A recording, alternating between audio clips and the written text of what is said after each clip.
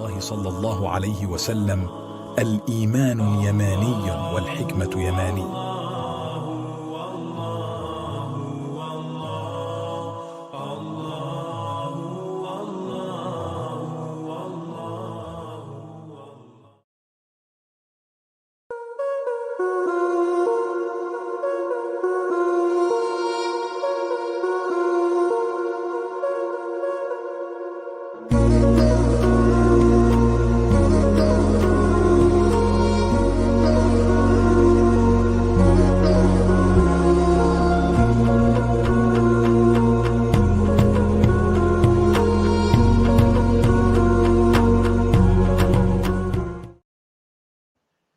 Assalamu alaikum wa rahmatullahi wa barakatuhu.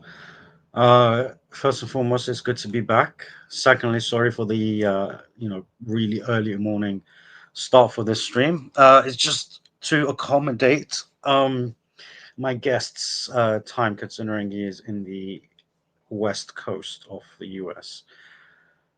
So, alhamdulillah. We'll give you a bit of background, inshallah, in a little bit. Wa alaikum assalam wa rahmatullahi wa barakatuh. آمين آمين وإياكم. بارك الله فيك حبيبي. وعليكم السلام.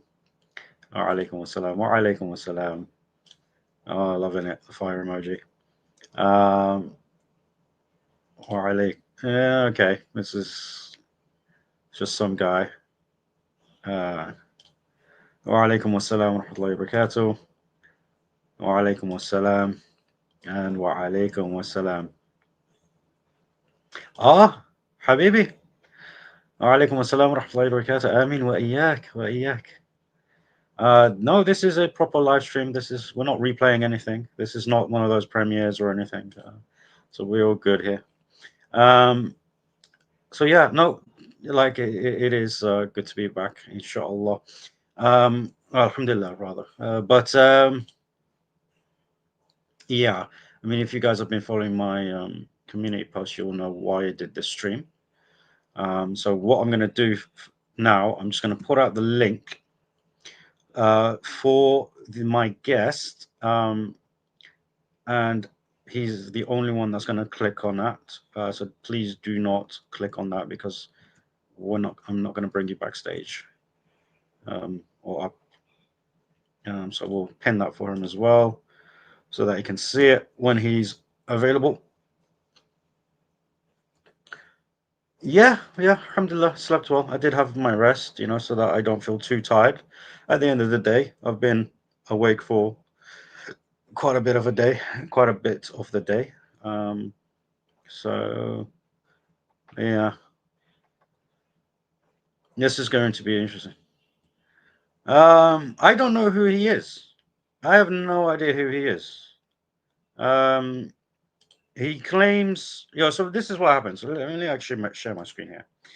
The thing is, let's see here. Oh, what happened there? Why's my screen? Can you guys still see me, or was my screen just gone black? Oh no, it's good. Let me share my screen here.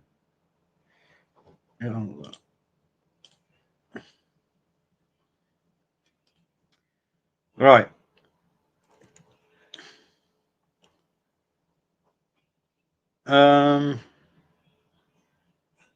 Yeah, well, here we go. Well, let's see here.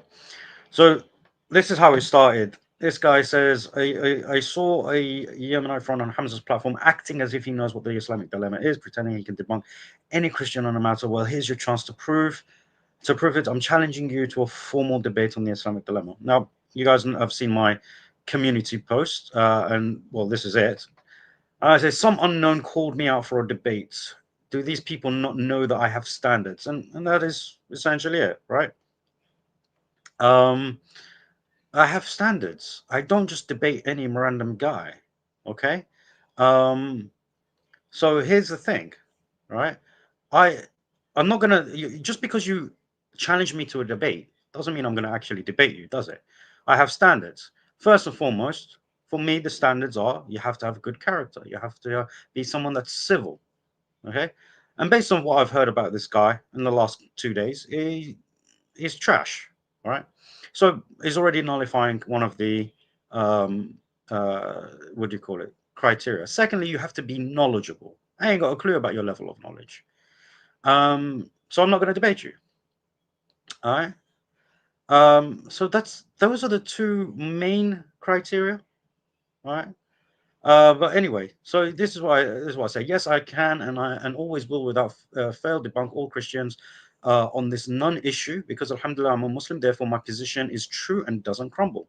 And this is the beauty of Islam. The beauty of Islam is that we have a very solid foundation for everything that we know, and that's why it's you can't falsify it.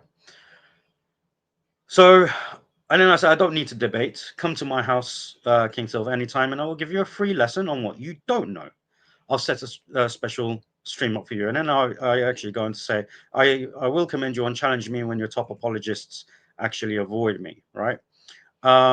So that's what he goes. And then his comment on mine is, he started with a vague comment, even though he knows me from TikTok. I'm sorry, but I speak to a lot of people from TikTok. And the fact that I can't remember who you are, or that I've actually even spoken to you on TikTok, just goes to show that you're not someone who's memorable to me, because people who I do remember, that's because they've earned my respect. And clearly you haven't earned my respect enough for me to remember you. And then he says, I even joined his live and had a discussion. Okay, so what? But I know why he did it, to avoid the formal debate. Dude, I'm not trying. Like, he's trying to make it look like I'm doing this snarky thing to avoid a debate. I told you straight up, I'm not debating you. I'm teaching you a lesson here. I'm not trying to avoid a debate. I've avoided it because I don't want it with you. You're no one. You're no one that I know. You've got no reputation. You've got no academic ability that I know of. I don't want to debate you, right? Um, so that's what it is. Okay, very simple. So he's trying to, like, it's just a little crappy rhetoric. Doesn't even know how to do it right. I have no problem showing up to your live stream as long as you don't panic and be fair. All right, well, here I am. This is my live stream. This is what I did. Now, this is the interesting thing. He says, just a quick reminder, I already joined their live stream with Yemenite present a year ago. Like, he expects me to remember him from a year ago. But they couldn't handle the heat, so they kicked me out of the panel. Now, first and foremost, I don't know what, like, this clip, I did watch it. I was curious. I was like, did I speak to this guy? Did I speak to this guy? Now, I did speak to him, right? It's on the video, right? But when I heard the couple of minutes that I actually had with him before Hamza had enough of his idiocy and got rid of him, well, he's clueless about what he's talking about. And this is the thing. So that's a little bit of background as to what happened, what led to this stream this late at night, or this early in the morning, or if you're in the US, in the evening. So um, so that's essentially what led to it. And as always, right? The level of a person and their character and everything by their following, and their following is it's just a reflection of the content creator. Okay. So yeah. So here's the thing. Uh, the interesting thing about this, okay, is then he goes on. Let's go to his live, right? Then he goes on. Look at him. He's live. Discussion with Yemenite front. Will he show up? Now, here's the thing, right? I went live before him, and like seriously, you said on your own posts, on your own community posts, that you're gonna come here, and yet you set up a live stream of your own. Like, are you being dumb here? Are you, like, I mean, how much retardation does that actually take for you to openly say to your own community that you're going to come to me and then you do your own stream when you know I'm not going to come there because I've already invited you here and you said you're going to come here. So let's actually show this, right? Because when he tagged me initially, let's go to his comments, right? Let's see if he comes over for a discussion. Where am I? Here we go. I've replied to you on my post. I will set up a stream just for you and for you tomorrow and will educate you. And this is his reply to me. Okay, make sure that you set it up at 6 p.m. PCT, California time. I can't wait for you to educate me. So he's already responded to me on his own platform, asking me to accommodate him with a late stream for me, to accommodate him on my platform, and that he is going to come onto my platform and then sets up his own stream. Like, dude. And then you want me to debate you. Like, you're doing a very bad job of making me want to debate you. You don't even know which stream you're going to in the first place. Like, at least, like, can one of his fans go over to him and tell him he's on the wrong stream? You know? It's like, are you serious? Are you serious? Oh, man. Anyway, I'm here. I've started my stream before he did. I've sent out the link for him to join me. He said he's going to join me. He's not here.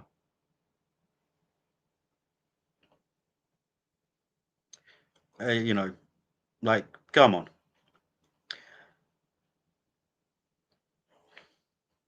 Anyway, that's enough. What do you call it? I don't need to share any more of that.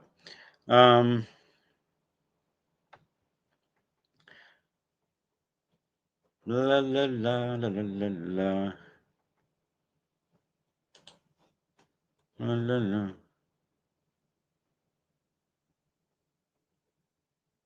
Yes. How is it me when he's live on YouTube right now? Well, you're not meant to say how is it? What do you even understand what that makes? All right, Eco, right? Go be a friendly neighbor and tell him he's on the wrong. That's on the wrong stream.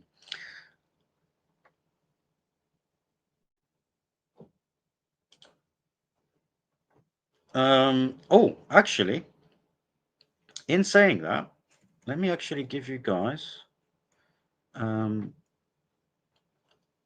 some more. Now, on my community post, right? Let me actually share my screen here. Here's my screen. So I've done my community post, and this is the thing. So we've got quite a few comments here. I want to highlight this comment here. So here's this. Dear Yemeni, I'm a Catholic Christian and I encourage you to please pay no mind to the child called Queen Silva. I mean, he's Queen Sylvia, sorry. So people that do know him call him a queen, right? And give him a female name. He's a 23-year-old kid looking for clout and wants to engage you again to grow in popularity. Well, he's not doing a really good job. I've only got a couple of more 100 subscribers than he does. So it's not going to help him, is it? However, many of us Catholics believe he needs to step down from doing live streams because he's a terrible representative of the faith. So forget about talking about Islam. He's a horrible representative of their own faith and doesn't understand every doctrine properly. Also, he treats his guests harshly and he attacks other Catholics. These are some of the reasons that many Catholics and other Christians have blacklisted him as someone that should be left alone and that no one, including Muslims or atheists, should engage in. We don't condone in Queen Sylvia's behavior, aside many things, and therefore I recommend that you treat him like he doesn't exist. God bless you. So that is, look, and there you go, get a Queen Sylv, right? This is just like, people have sort of heard of this guy, not me, right? I ain't got a clue who is this. He's getting cooked by his own people. He's getting cooked by his own people. He's being called a queen. His name's Sylvia, apparently, instead of Sylv. Okay, I don't know what to call him anymore now. He's been blacklisted by Christians, right? So hey, there you go. There you go. Eco, where is he? You look. I can also pretend I'm a Catholic just to deal with the arguments. Yeah, you can say whatever you want. You can say, well, I take things as face value. Why would anyone want to do that? I have enough Muslims. Muslims already, like, literally one of the comments I wrote is from a Muslim. Habibi. Anyway, listen, Eco, go tell him I'm here. He's late. He's late for his lesson. You know, he said he could. He said he can't wait for me to educate him. He said it on his own post as a response to me. You know, I have my time is valuable. He's late for his lesson. Go run along. Tell him to come and tell him to come over here. Yemeni is an Arab Christian who thinks he interpret the Quran and tafsir however he wants. That's actually what do you call it? A good thing, because, like I said, when I watched the clip where he was on Hamza's den, you know, for a very small amount of time, um, he ain't got a clue actually what's in the tafsir. He doesn't know. He doesn't know. And Christian Arabs are just hilarious. They make me laugh all the time. Uh, oh, there he is. The link is pinned for you.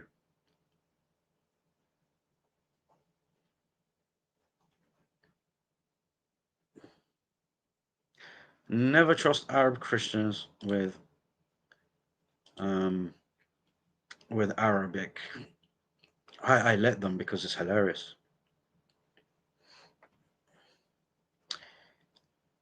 Yeah. I saw him. He was in the chat. Look, there he is. There he is. Send the link.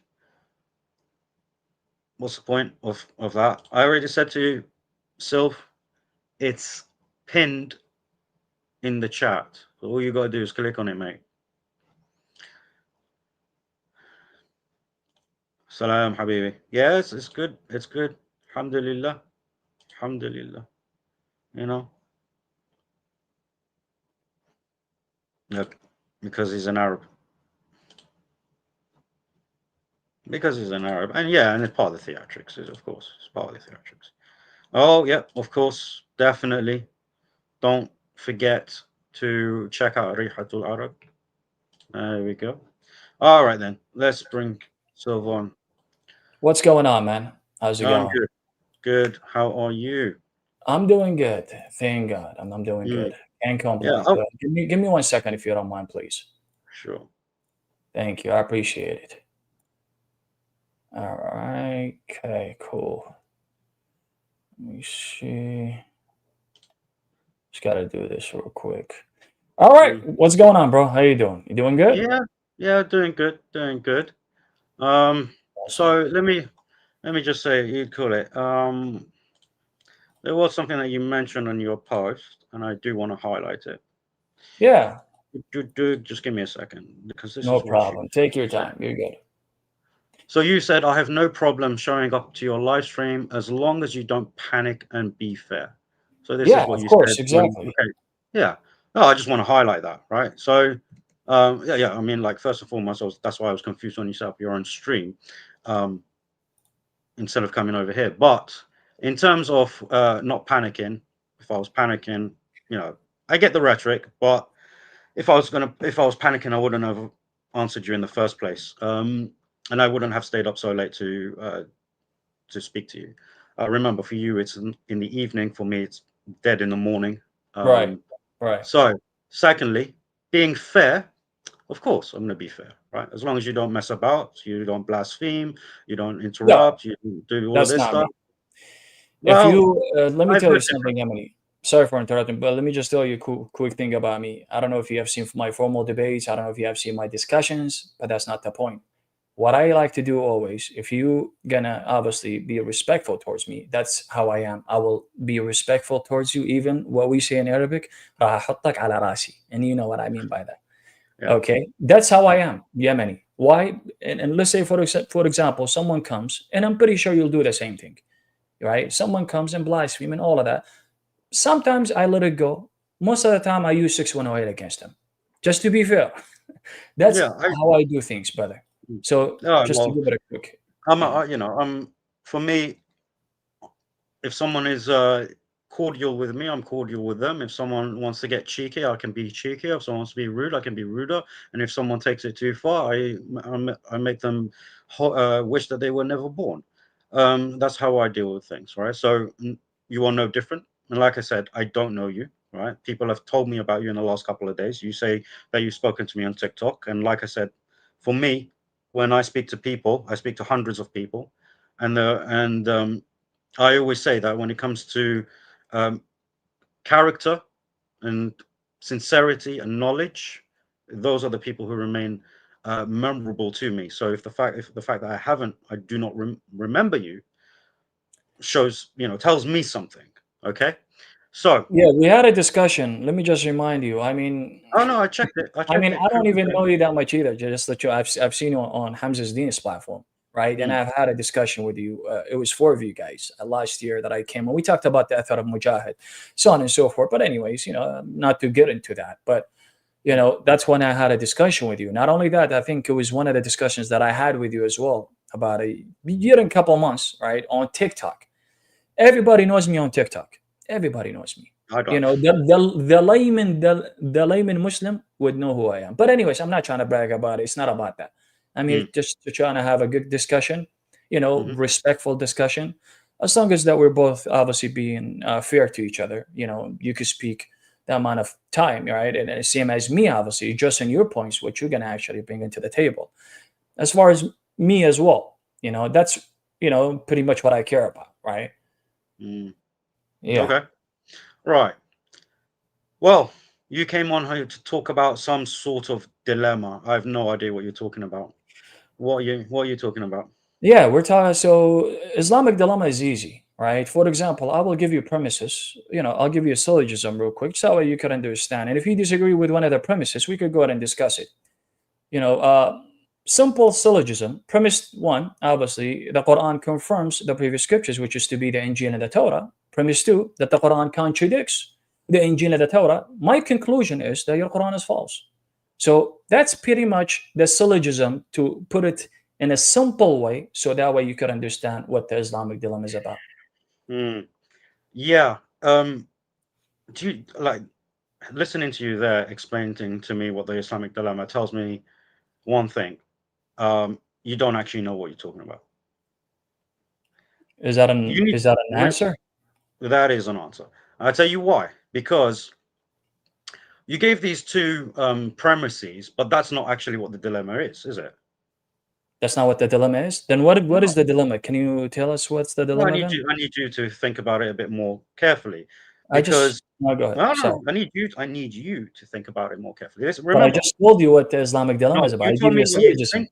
You told me what you think it is. You didn't tell me what it is. And this is the problem I have with Christians. Every single Christian, and this is probably not your fault. I mean, you are at the end of the day a victim of other people who have pushed a narrative that they themselves hide, right? And it's not like they don't know what it is. I know that they know what it is, but what they feed Yeah. the general Christians and individuals like yourself is not what the dilemma actually is. So do you want to try again? What do Yeah, you think sure. it Let me just clarify it even more. Hopefully this time you can understand it.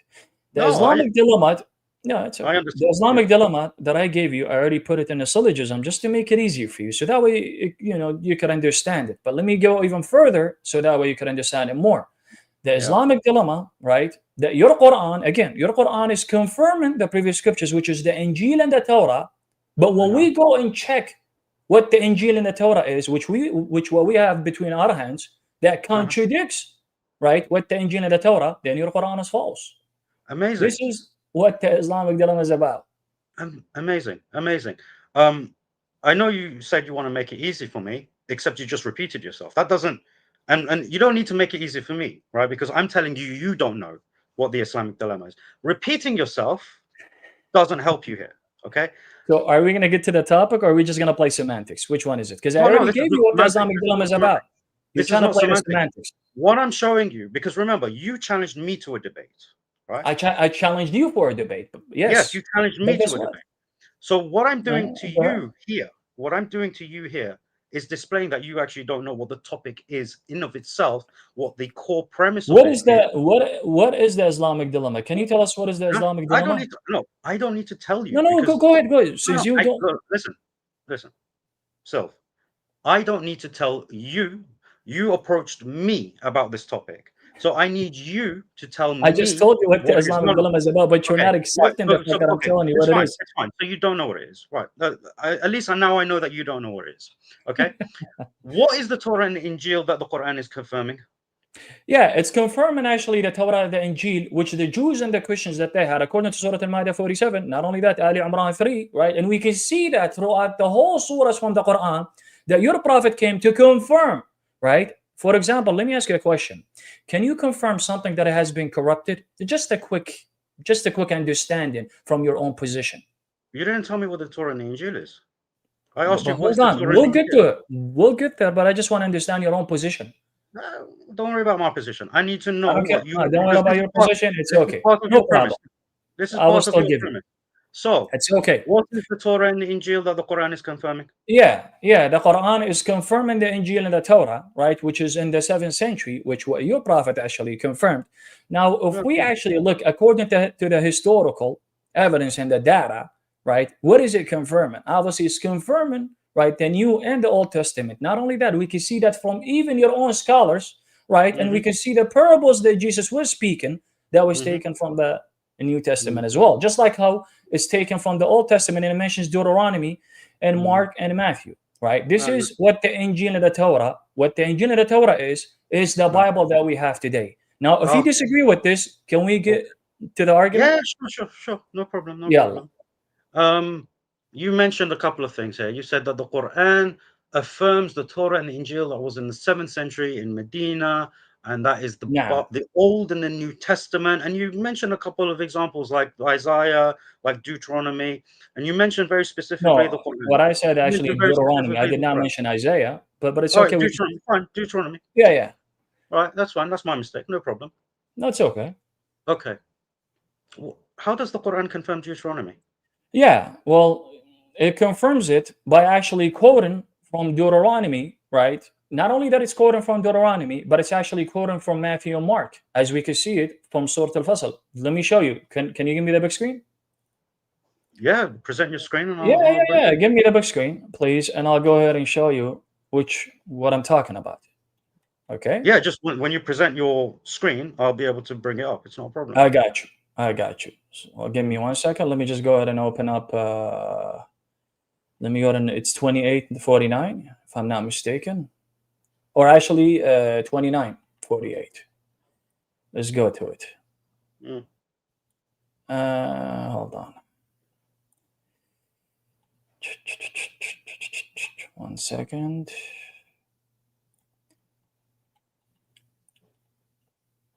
Okay. Can you give me the big screen? You haven't shared your screen with me yet.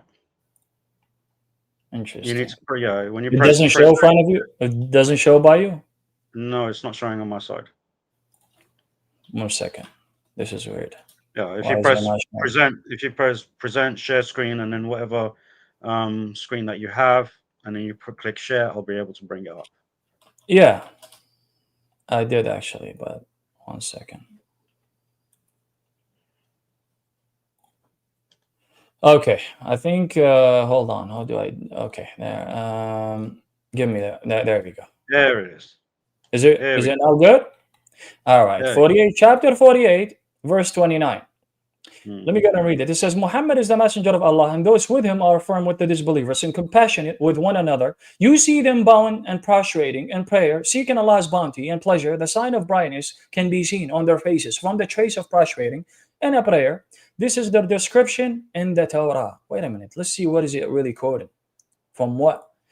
And their parable in the gospel that the seed that sprouts its tiny branches, making it strong, then it becomes thick, standing firmly on its stem, to the delight of the planters. In this way, Allah makes the believers a source of dismay for the disbelievers. To those of them who believe and do good, Allah has promised forgiveness and great. Let's see, where does it quote these stuff? For example, if we go to that footnote, obviously, this is from the Islamic perspective, not me, right? It mentions what? It mentions Deuteronomy. Yes. 1 second. Can I finish? Yeah. Come Yeah, on. of course. All right. It mentions what?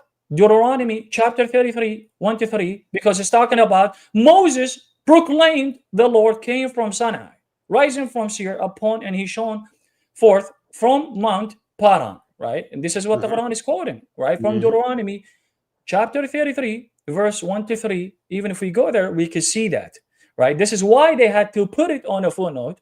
Why? Because it quotes from Deuteronomy. For example, footnote 4, right, which is the seed, right, sprouts. What is it mentioning? It's quoting actually from Matthew chapter 13, verse 3 to 9, where Jesus spoke many things to them in parables, saying, behold, the sower went out to sow, right? And the seed fell on the good soil. Then it continues all the way down and it mentions what? Which is the growing seed? In Mark chapter 4, 26 to 28. So this is, what the Quran is actually quoting, which is quoting from the New Testament that you probably consider, obviously you consider it to be corrupted, which no evidence, by the way. All of these scholars, the consensus of your scholars, like Ibn Abbas, Al-Bukhari, Ibn Kathir even, Al-Razi, all of these scholars actually affirms the position that the Injil and the Torah were preserved, what the Jews and the Christians had between their hands in the 7th century. Yes. So, Okay. so just to clarify your own position, if you don't mind, brother, would no, you say? No, hold on. You're not clarifying my position. No, this is but this is a question that I would like to ask you. Right. Is it okay? Can I ask you a question? You can ask me a question. Yeah. Don't tell me it's my position. No. That's not what I said. Just to clarify your position, I'm gonna ask you a question just to understand your position. Would you say that the Injil and the Torah were corrupted before your own prophet, or was it after your prophet? Which one was it? So we can understand, at least so we can establish, a foundation, so we can understand our, your position on where you come from. If you don't know that the Torah and Injil were corrupted before the 7th century, then I don't know what to tell you, right? I mean, this is basic knowledge. Interesting. Based on what do you say that the Torah and the Injil has been corrupted since the Quran talks about that Muhammad came to confirm the Injil and the Torah? Would you say that Muhammad is confirming a corrupted scripture? No. Oh, then how can you come into a conclusion by saying that it was before your own prophet was corrupted? Based on what? Based on things that you don't know. This is why I said to you that I'm here to teach you what you don't know. So here's the thing. Okay. Go ahead. Here's the thing, because I've given you the time. Would you agree? I've given you the time. Yes. Thank you. I appreciate the time, by the way. Go ahead, brother. Sure. So here's the thing. The Quran's not quoting Deuteronomy or Mark or Matthew. What makes you think the Quran is? I mean, what do you think these footnotes did for you? What do you actually think these footnotes did for you? Yeah, these footnote is actually quoting, like I said, the Quran, right? Is quoting from Matthew chapter. Right, it's quoting the yes, Bible. It is. Okay. It's talking about the parables that Christ was speaking, and it's quoting from these parables that we can find in Matthew, and we can find not only in Matthew, we can find it in Mark as well. Just like the reason why there's a footnote, it's telling you this is where we get it from. This is where we quote these. Whose footnote is it? Whose footnote is this? Yeah, this is from the Islamic perspective. This is from the Quran.com. This is from the Islamic perspective. Yes. You really think so? 100%. Where do you think I got this from? Do you think I got it, or I just made it up or something? No, I'm not saying you made it up. I mean, obviously you read it there. Okay. Yeah. The Quran, okay, is referring to the Torah and the Injil. You're saying it's the Bible, and you found a couple of footnotes that reference the Old and the New Testament. Yes. Here's the problem. Mm-hmm. No one actually affirmed this at the time. So you giving me footnotes doesn't actually, because you said to me this is affirming the Torah and the Injil in the 7th century that they had. So what I was expecting from someone who would be able to expand on this and actually prove it, rather than go to modern footnotes based on some similarities which actually don't prove anything. You do realize similarities don't prove anything, right? It's not that it doesn't prove anything, right? But here it's quoting the Injil and the Torah, and it's in these No, it's not. quotation, which yes it is. Do you No, want me it's to not. show you? Do you want me to It show you? doesn't say. It doesn't. Does the footnote tell you that that Deuteronomy, Mark, and Matthew is the Torah and the Injil? It's not that it, yes, it is telling me, It yes, doesn't say it's in the telling me that footnotes. Deuteronomy is taken. Hold on. It's saying that Deuteronomy, which is quoting Deuteronomy, is talking about Moses. Would you say that Moses brought the Deuteronomy, which is the 5 books of Moses, since it's That's not. actually talking about Moses?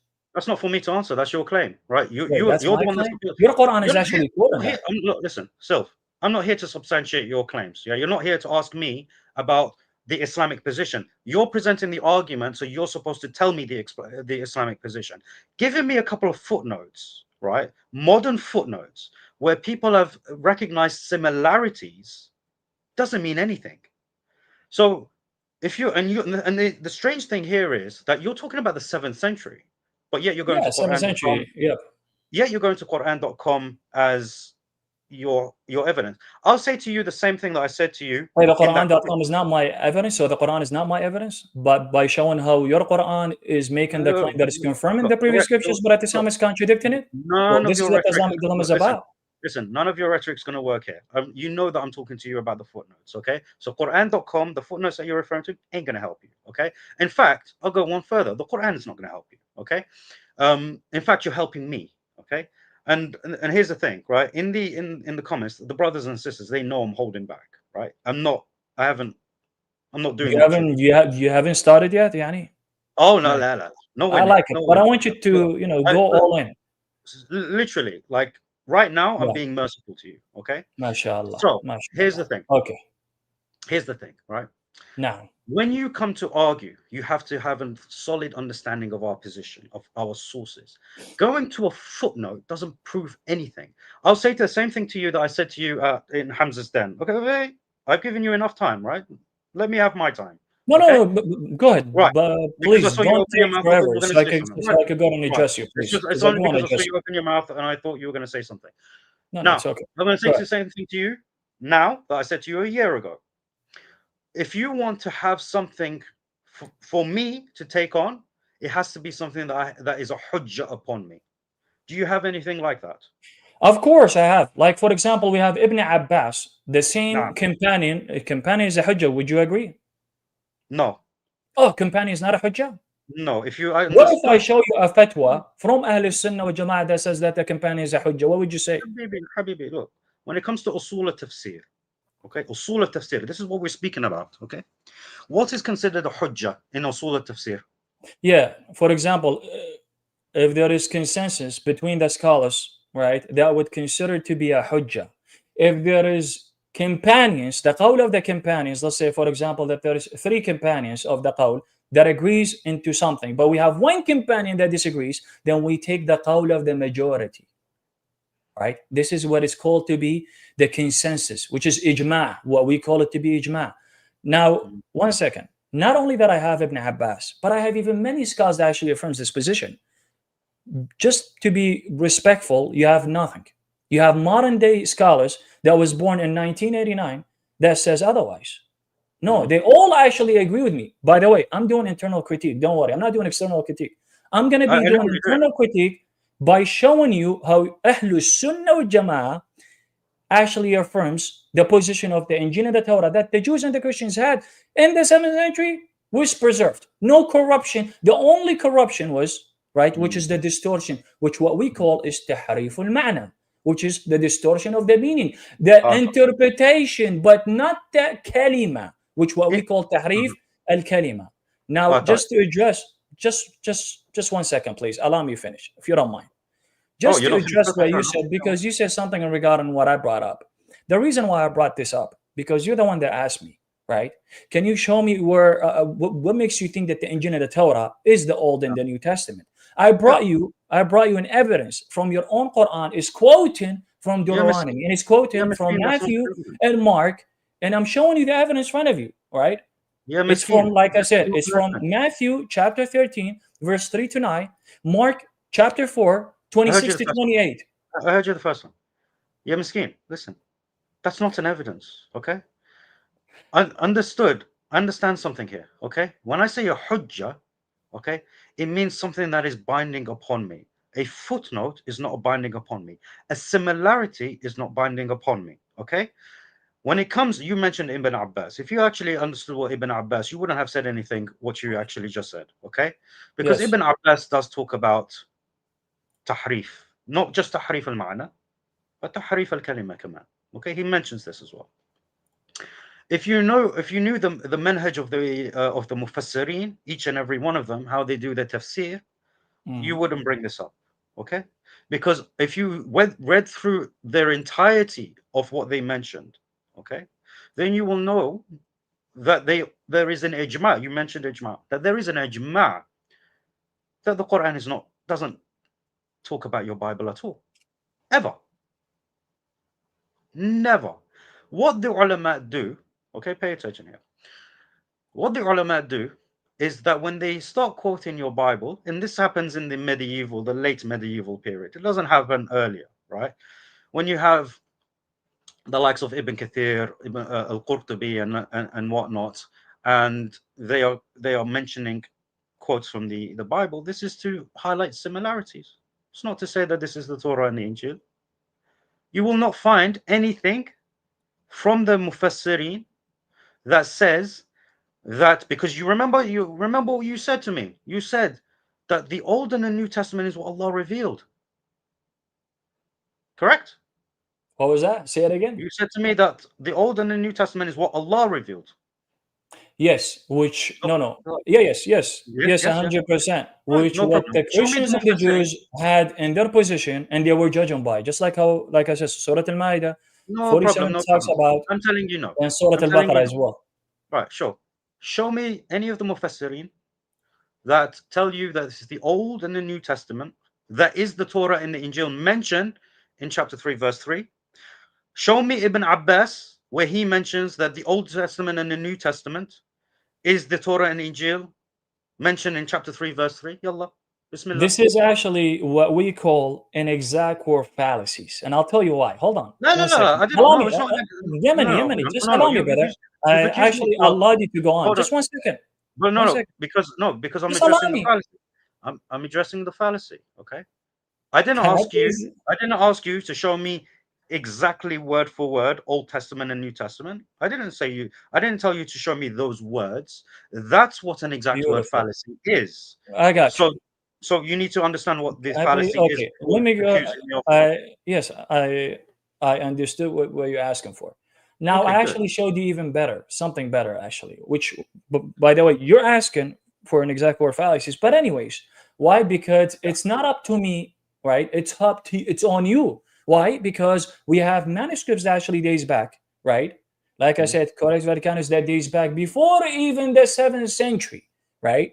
What MashaAllah. we say is that your Quran is making the claim, confirming the previous scriptures, Mhm. but at the same time, it is contradicting what the previous scriptures are saying. Now you're saying, well, show me something similar, which I already did, by the way. I demonstrated from I chapter didn't say that. 48, 29, where Allah Himself, not Ibn Abbas, Allah Himself is quoting from the Gospel of Matthew, the Gospel Hang of on. Mark. Not only that, even Deuteronomy, which is the Old Testament. I showed Five. you already. I demonstrated. Yeah. Hold on, just 1 second. Allow me, please. Can I get the big screen if you don't mind? Because Because it looks like you're repeating yourself. yes, please, if you don't mind. If No, you no. don't, Before you move just on to go. your next point, before you move to your next point, because I see Maktaba No, no, no, or no. Islam Web. But hold on. But I do want to address what you said because I'm about to address the qawl of Ibn Abbas because you talked about Ibn Abbas. I'm gonna bring Ibn Abbas and we're gonna address it, right? This is what I'm Before that, doing. because you've said a few things I'm going to forget. Okay. Okay, go ahead. No problem. I'll let you speak for a certain amount of time. But before we move to the next point, before you establish your evidence, let me address what you're saying. Okay. No problem. Go Because ahead. I see your evidence in the backstage. Don't worry, I will bring it up. I don't need. I've got nothing to hide here. Yeah, but I do want Here's to show it for the audience no problem. No problem. You'll so we have can the time. discuss it. You'll have the time. Okay. Okay, go Here's the ahead. thing.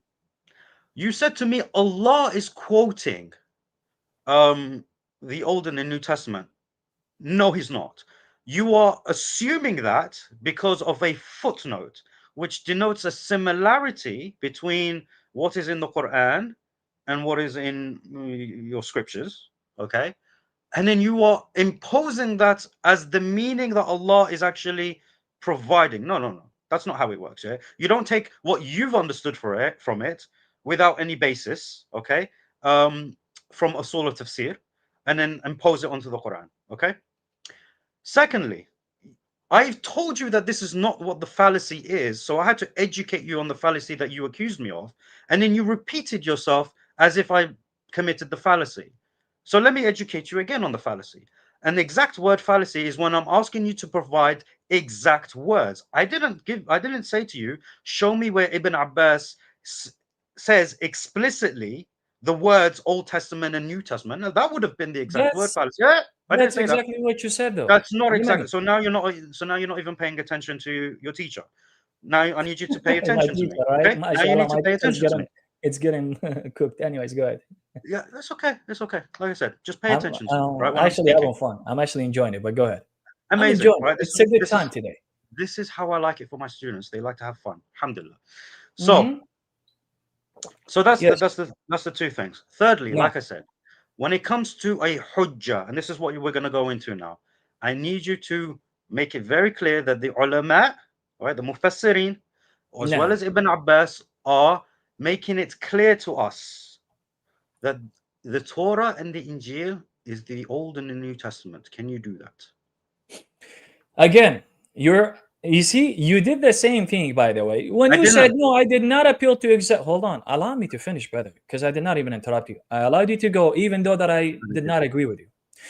Again, you did the same thing by saying, well, can you show me what Ibn Abbas is saying? Well, from the Old Testament, then I don't even have to do that, because you're appealing to exact word fallacies, which you just talked about not even a minute ago. So what I was even addressing you, I showed you your Allah is. Can I finish? Come on, you can't be doing it. Let's be fair. You're interrupting me right now. No, I am being fair, right? Being fair doesn't mean you're not being fair. I don't interrupt you at all. It means that you, for the third time, did I ask you to provide those exact words in from Ibn Abbas or the ulama? Did I ask you to provide those exact words? Yes or no? Yes, you did. You just said, show me where Ibn Abbas is quoting the Old Testament and the New Testament. This is what you said. That's not what I said. You just said it. No. I said, show me where Ibn Abbas. I didn't say where Ibn Abbas is quoting. I didn't say where Ibn Abbas is quoting. I said, show me where Ibn Abbas is making it clear to us that the Torah and the Injil is the New Testament and the Old Testament. Not in exact words. I just said, make it clear. Exactly. And this is the same thing what I said. But you're not listening, apparently, brother. Okay, it's okay. Now again, you're crashing out. It's okay, you're crashing out. Let's go to your evidence. Let's go to your evidence. This is the reason why I wanted to do a formal day, because we can be, you can be very. Let me go and address you, because I do want to address what you just said. Again, you're appealing to exact word fallacy. I don't have to show you exactly what Ibn Abbas said. Well, the Injil that he's talking about in the 7th century is referring to the New Testament. What is the New Testament? It's the compilation of actually It's a good question. What is one second. Just allow me to finish. The New Testament, which what we call the New Covenant. The Old Testament, which what we call the Old Covenant, right? That contains what? That contains the 5 books of Moses. That includes Isaiah, right? Daniel, and other books. This is what we call the Old Testament. You are appealing to exact word fallacy. I don't have to do that. But matter of fact, I actually showed you similarity. And now you're saying, well, similarity does not mean anything. Even though that your own scholars, okay, that actually put this footnote. I mean, I don't know if it's your own scholars, it could be somebody, but it has to be a Muslim that actually put that footnote, right? Let's agree to this. The footnote, why did he put that? Because he saw that the revelation from that surah, chapter 48:29, that it's quoting from Matthew, Mark. Not only that, it's quoting from Deuteronomy. Why? Because if we go to Mark and Matthew, it is quoting the same exact, it's talking about the same exact thing. Even Deuteronomy as well. But now I do want to get to Ibn Abbas. I don't want to go anywhere. I want to get to Ibn Abbas because you said something. You said Ibn Abbas is talking about tahriful kalima, which the textual corruption. I want you to show me how is he talking about the textual corruption. Would you say that Al-Bukhari would know Ibn Abbas what he meant, since he's the one that actually collected the chain of narration? Yeah, go. Right? The thing is, so the best one would be Ibn Al-Bukhari, right?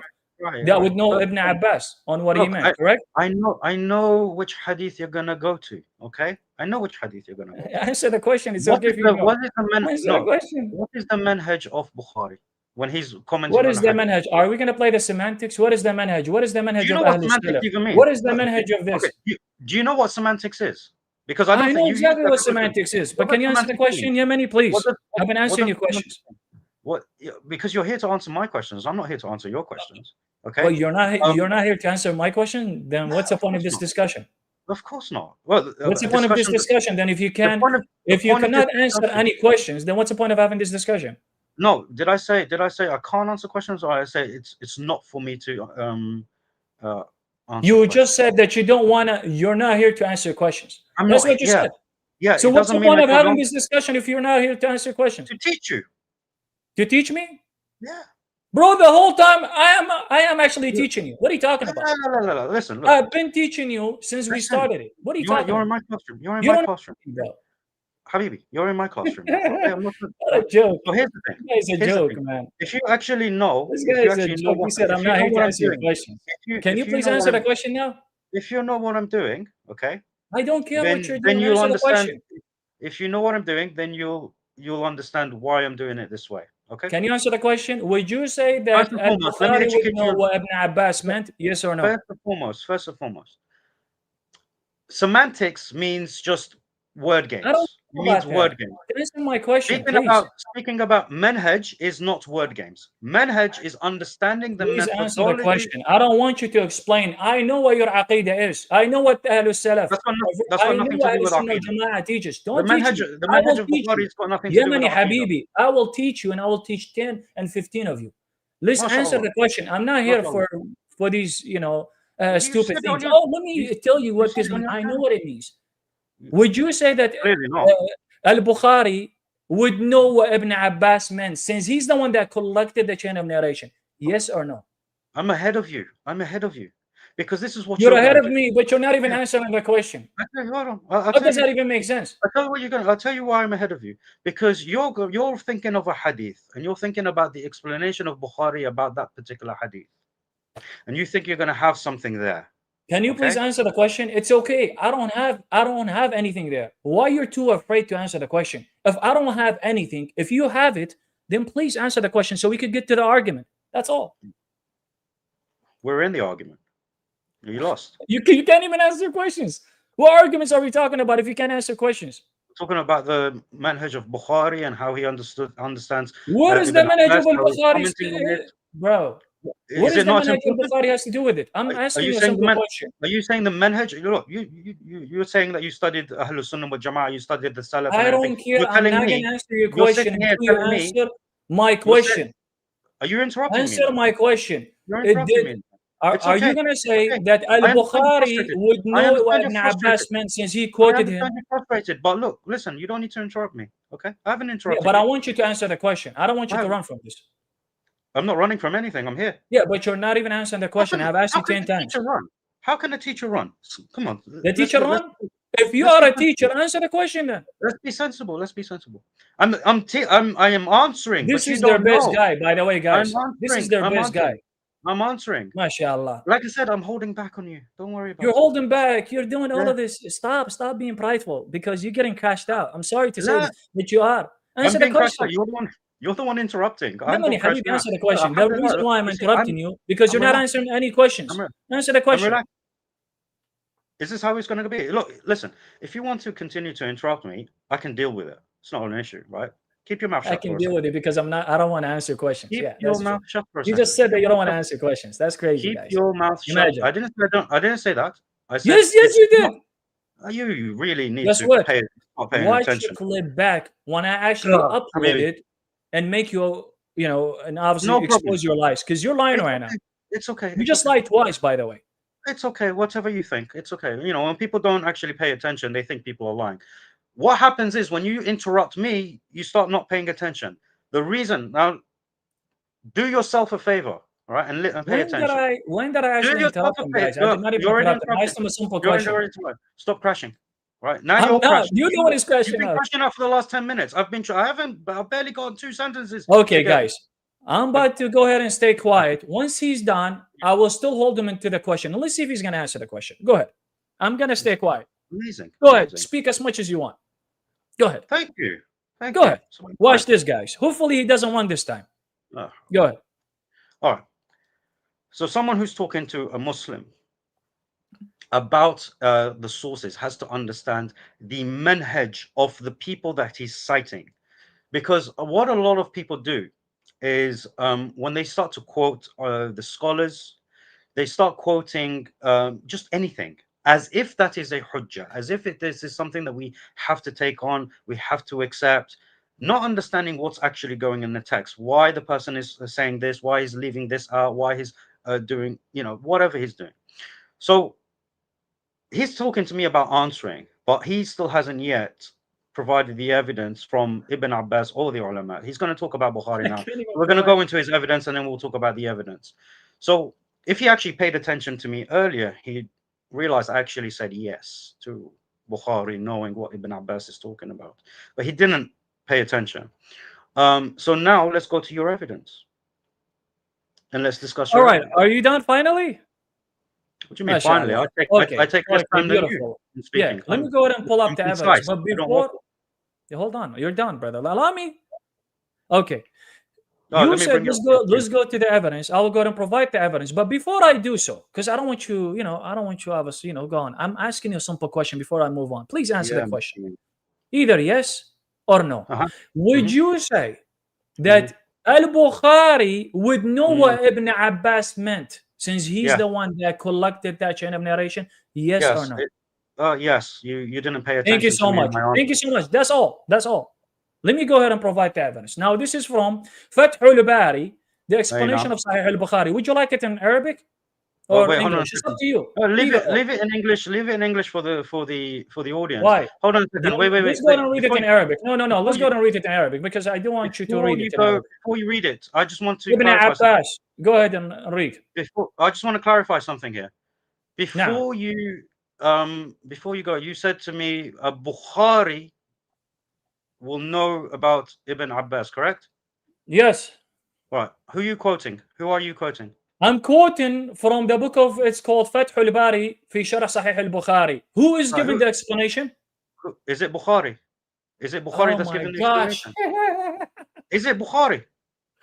Ibn Hajar al-Asqalani is quoting what Ibn Abbas is saying. Right, okay. Hold on one second. I'm glad. I just wanted clarification. The explanation of who? The explanation of who? Because you were asking me about Bukhari knowing what Ibn Abbas said. What does this mean? And then you went read it. Ibn Hajar al-Asqalani. So at least we. What does this mean, brother? Brother, when you say Sharh Sahih al-Bukhari, what does this mean? Listen, at least you've corrected yourself in terms of who you're quoting. You're not quoting Can a you Bukhari. Answer the question. Who is this? What does it say? It's not Bukhari. It's not Bukhari you're quoting. He's quoting Bukhari. Are you okay? No, he's not quoting Bukhari. Oh my gosh. What does it say? Sharh Sahih al-Bukhari. What does Sharh Sahih al-Bukhari mean? Sharh Sahih al-Bukhari. This is why I said to you about the manhaj. He's giving a commentary regarding Sahih al-Bukhari's book. This is correct. Look, Sylv, you're crashing, right? Pay attention and lower your voice with me. You know what you're talking about. You don't lower your voice with me, boy. Okay, lower your voice with me. Now, pay attention here. When I spoke to you about manhaj, because I knew you were going to do exactly this. 1 second. Because you spoke about the manhaj. No. I spoke about the manhaj. Habibi. You're interrupting me. You're interrupting me. Yemeni, come on. Let's go over this. You're running, Yemeni. You're running. I'm not running. I brought it up on the screen for you. Ibn Hajar al-Asqalani, again, just to clarify. Ibn Hajar al-Asqalani is giving the sharh of Sahih al-Bukhari's book. Would you agree? You're not clarifying to me. I'm clarifying to you. I am telling you. You're not telling me. I'm telling you. Understand this, okay? This guy. This is why I said to you. This is why I said to you about the manhaj, because you said to me, "Do you agree that Bukhari understands Ibn Abbas?" Now, for me, when you asked me that, I was thinking he's going to quote Bukhari. Then you go to Hajar al-Asqalani, and then you assume that Hajar al-Asqalani is quoting Bukhari. He's not quoting Bukhari. Because I said he's given a sharh towards al-Bukhari's book. This is what I said. If you pay attention, you would not talk this much. You said he is quoting al-Bukhari. You didn't say he's quoting al-Bukhari's book. I You said he's said, one quoting second. al-Bukhari. He's given a sharh. What does it mean, sharh? Can you please? What is sharh? Exegesis. Exegesis towards what? Towards the book. Towards what? The book of Which Bukhari. book? Which book? Sahih al-Bukhari, not of Sahih Bukhari. al-Bukhari. Who He's is not he quoting quoting over Bukhari. here? I asked you Who who is he he was quoting? quoting. He's not quoting Bukhari.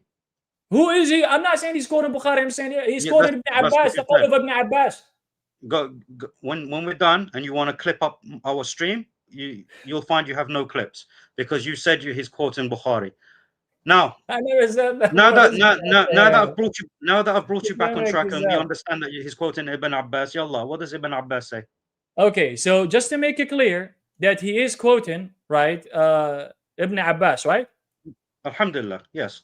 We Okay, finally got it. beautiful. Can you please go and read it in Arabic since you know how to read Arabic? This is your evidence. Yallah. So you don't want to read it in Arabic? I don't want to. I thought you know how to read it in Arabic. I do know how to read it in Arabic. What is this, a test? I don't need you to test me. Okay, go ahead, read it in Arabic. I just want to understand because you claim to know how to speak Arabic. أنا أتكلم اللغة العربية. ما لك؟ Okay, then go ahead. Go ahead. No, this is not a test, bro. Go ahead and read. Habibi. Okay. I do live streams on Ulum al-Quran. I read the books, okay? Okay, go ahead and read it. It's okay. No problem. Okay. It's fine. I don't need to validate anything for you. It's fine. Okay? It's fine. It's okay. It's okay. You're just wasting my time here. I got you. It's okay. It's okay. وقال ابن عباس. Ibn Abbas is saying يكتب الخير والشر يحرفون يزيلون وليس أحد. What does it say? That they were trying to remove and distort. But what does it say? وليس أحد يزيل لفظ الكتاب من كتب الله. Not one of them will remove a single word from Allah's books. Correct so far? Is that an accurate translation? Since you know the language of Allah? Yeah, love is, yeah. Beautiful. Okay, thank you. I just want to, clarify. What does it say? ولكنهم يحرفونها يتأولون على غير تأويلها. Which is what?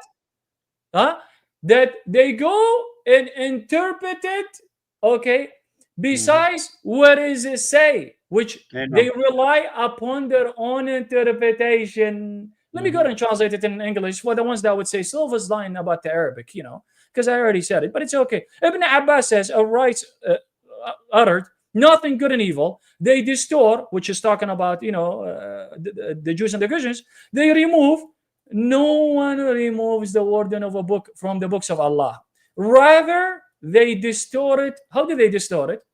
They interpret it other than its own interpretation, which is talking about what? Like I said, I already told you, which is what we call al-tahrif al-ma'na. Now you asked for al-Bukhari. Al-Bukhari quotes the same one, Sahih al-Bukhari. Is this from al-Bukhari? Is this from al-Bukhari? Yes or no? I'm confused. You said to me you're going to give me a sharh. But you're saying, one second. You're saying, I do want to make my argument even more stronger. Because you said, can you show me what al-Bukhari is quoting Ibn Abbas? I'm about to show you right now. Is this al-Bukhari? I didn't say that. Oh, you didn't say that? I know Bukhari quotes Ibn Abbas. That's the whole point of the Sahih al-Bukhari. I asked you, you said to me you're going to give me a sharh. Where's the sharh? You just quoted to me Ibn Abbas. Where's the sharh? Wait. What do you mean? What do you mean sharh? I just gave you what Ibn Abbas is saying. What do you mean sharh? This is why I called you a miskin. I wasn't even being sarcastic. Do we need an explanation towards what Ibn Abbas meant over here? Where Ibn Abbas is giving us the explanation? Fath al-Bari, okay, is an explanation of the contents of Sahih al-Bukhari. I understand. I already told you this. Don't go back. You went to Fath al-Bari and you just simply quoted what's already in Sahih al-Bukhari. Give me the sharh to this ayah, to this hadith. Wait. Are you demanding an explanation towards what Ibn Abbas have said? That's the whole point of giving me Fath al-Bari. Was that Guys, not the point? the qawl of Ibn Abbas is not enough. Even though that Ibn Abbas give us the explanation, we need another explanation up top of the explanation of Ibn Abbas. No, Imagine the logic behind it, guys. you, Even though you, I asked who you are you talking earlier, to? would you say that Al-Bukhari would know Who are you what Ibn talking to? Abbas meant? You said yes.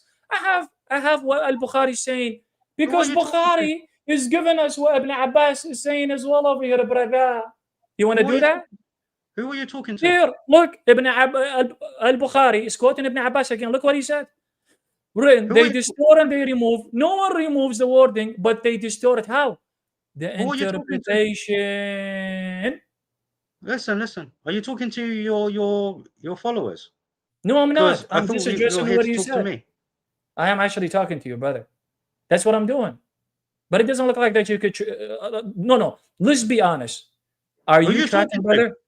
Who are you talking? The only thing that I'm I'm not talking to tracking is you. are you sure?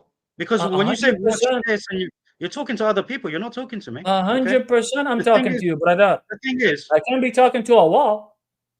I didn't say you're talking to a wall. Look, I don't think you're that crazy.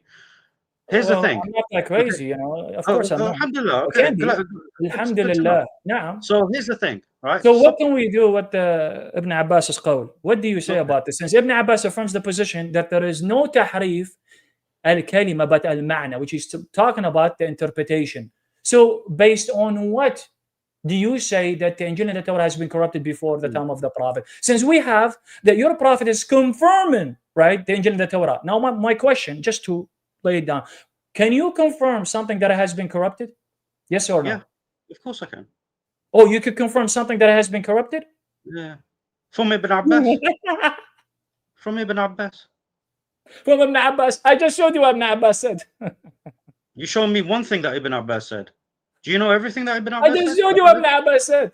You showed me one thing. Are you paying attention to me? Listen, boy. Okay, you clearly are losing it, right? We've been, it's an hour into the conversation, and you've been losing it for the last 15 minutes or so. First and foremost, let me go back a little bit, okay? Go ahead. First No and problem. foremost, Take you your said, time. yeah, no worries, I will. First and foremost, you said to me, okay, that I actually before that I asked you, okay, I asked you, can you show me where Ibn Abbas refers to the Torah and the Injil as your Old and New Testament? I asked you whether, what do you call it, you can show me the ulama. You said you're gonna let me talk, so let me talk. Go ahead, You said brother. to me, No. What I'm doing is just, I'm paying it. Go ahead. Good. okay, I need you to pay attention to me while I talk as well. I am. Right? I promise you, I pay attention Okay. to you because what I do is I don't multitask. think so. Don't worry. I do I don't think so. multitask. I could listen Yeah. to you while I'm. Go ahead, brother. Yeah, Preach, okay. brother. Go ahead. So, and then I asked you about the ulama. Show me where the ulama say that the Torah and the Injil are the Old and the New Testament, not employing an exact word fallacy. And I mentioned specifically with regards to chapter 3, verse 3, because that's where Allah subhanahu wa ta'ala mentions that is what he revealed. And you already affirmed that that you believe the Bible is what was revealed by Allah subhanahu wa ta'ala. So you said you were going to do that. You brought this to and then you mentioned to me that you asked me, like as if you were testing me, that Bukhari, what do you call it? That Bukhari, what do you call it? Subhanallah. It's okay. It's okay, brother. It happens. Trust me. Yeah. It's fine. So yeah, you want to say to me that Bukhari is, you're going to give me the commentary of Bukhari about what Ibn Abbas said. Then you went to Fath al-Bari. There was a bit of confusion, but we got there in the end where you realized it's actually not Bukhari given the commentary. It's Ibn Hajar al-Asqalani that's given the commentary, except you didn't actually go to any commentary. You just quoted the hadith.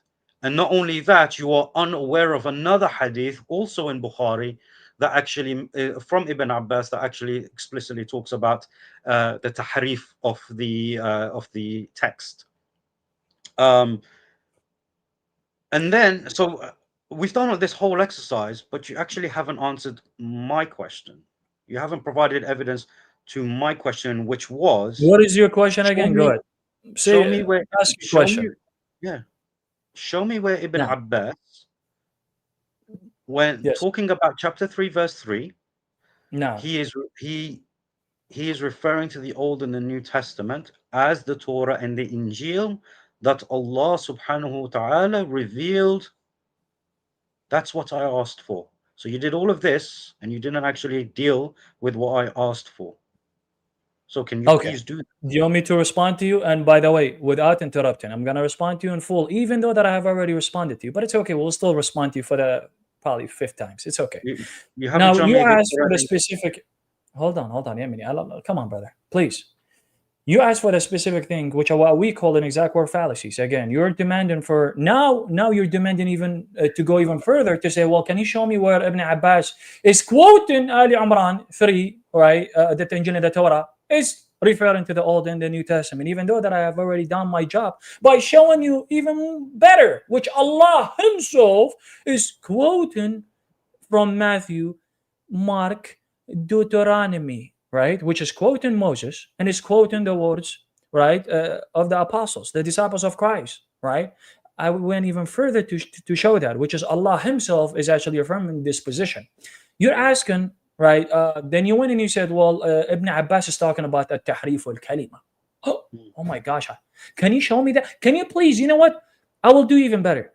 Demonstrate to me how Ibn Abbas himself is talking about the textual corruption, but not tahrif al-ma'na. Just like how I demonstrated and I showed you, Ibn al-Bukhari is quoting Ibn Abbas because we already said, you already answered the question. You said, al-Bukhari would know what Ibn Abbas meant. You said, yes, 100%, I agree with you. Now I'm quoting you what al-Bukhari from his book is quoting Ibn Abbas and what Ibn Abbas said and what he meant, right? Because this one is quoting from Surah Al-Baqarah 79, by the way. I don't know if you know, but this qawl of Ibn Abbas, it refers to Surah Al-Baqarah 79.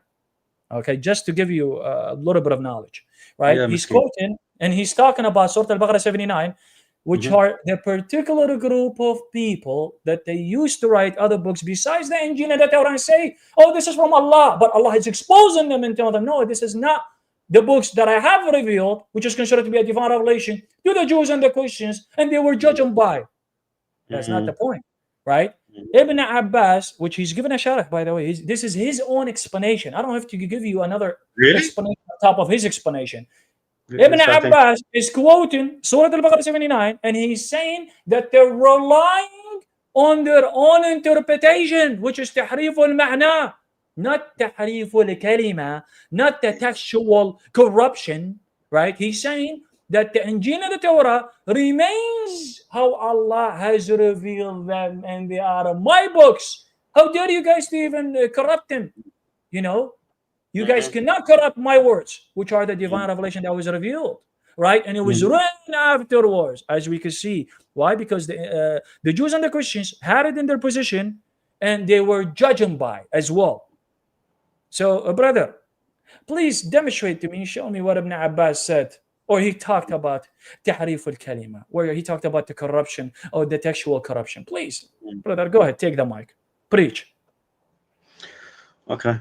Well, thanks for not answering my question, or showing me the evidence for what I asked for. I mean, look, at this point, I don't need to beat a dead horse, right? After it's already rotted and became a skeleton, right? It's fine. What do you call it? You don't have anything to show me, no, it's not. Let me ask you this. You said to me, this is why, subhanallah, you know, when we talk about the manhaj, do you have a number for this hadith, by the way? I want to check it. Yeah, of course. The hadith number is 7,552. Show me in Bukhari. Not on. This is Bukhari hadith. This is Sahih al-Bukhari. Not here. Show me in Sunnah. Show me in Sunnah.com. Wait, what? Show me on Sunnah.com. Wait. Hold on. One second. Would you say that al-Bukhari is only in the Sunnah.com? Look, just do what I'm asking you. So are you saying that al-Maktab al-Shamila, which is the library, the Islamic library of Ahl-Sunnah wal Jama'ah, the biggest library, right? Are you saying that this is not valid? Please say that. Please go ahead, brother. Please, I beg you to throw this under the bus and say that this hadith is not authentic. Go ahead. Show me the number on Sunnah.com. Yeah, here. The number is 7,552. This is the hadith on number. Sunnah.com. And this is from Sahih. Yes, this is on not. Sunnah.com. So, okay. Are you saying that Al-Maktaba Shamila is not a valid library for Ahlul Sunnah wal Jama'ah? Say this, please. I would love you to throw this under the bus. Go ahead, so I could continue. Show me the hadith in Sunnah.com. I just showed you from Al-Maktaba Shamila, which is the valid library of Ahlul Sunnah wal Jama'ah. Don't worry about Maktaba Throw this Shamila. under the bus. I want you to throw this under the bus so I could go on. No. Show me, Habibi. You don't know anything about hadith. Show me this hadith. Yemeni, show me this hadith. Yemeni brother, Show me the I'm hadith. sorry to say this, but you feel Show me the big hadith. time. Show You me the feel hadith. big time. I feel so bad for you because this was so It's embarrassing. okay. It's okay. This was If so you were embarrassing. if you were certain, This was so embarrassing for you. This was a good cook session. I appreciate you for actually bringing me over here to make a cook session off of you. Right? Next time, tell Hamza, or not even Hamza, the biggest scholar I will debate, or even the shuyukh, call them, and I will debate them. Because it looks like that you're a waste of time. You know, and I'm sorry to say this. So you don't. But you are truly a waste of time. It's okay. Have a nice day, brother. Oh, you're leaving. You're running. I'm not. I'm not, because I'm not going to debate someone that is jahil. You are jahil. Who said you're debating? He left, by the way. He left. Okay. So, as you guys know, this is actually a da'if hadith. Okay. This is actually how you deal with these people. Okay. He ran. Okay. Because he knew what's actually going on here. Okay. He knows that he got caught. Okay. So much for me running. Subhanallah. Subhanallah. Anyhow, by the way, the link is still there for him if he wants to come back. In terms of the hadith that he was not aware of, okay? So this is the hadith he wasn't aware of. Ibn Abbas, huh? What does he say? Yallah.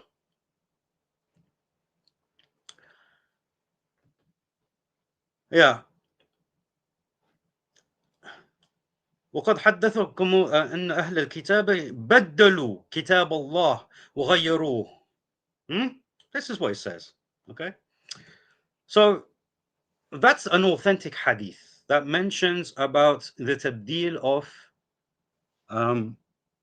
the kitab, and it mentions the tahrif. This is actually about chapter 2 verse 79. Okay. So this is actually what is authentic. And when I asked him to go to sunnah.com, the reason why I asked him to go to sunnah.com, and this is what he doesn't actually know the difference between Maktab al-Shamila and sunnah.com. Okay. Maktab al-Shamila is a fantastic resource. As he said, the biggest library. Okay. But the issue is with Maktab al-Shamila that it puts everything together. It doesn't have distinct separations. Okay. So like, for example, here you have these chapter headings. It will mush chapter headings with this stuff. Okay.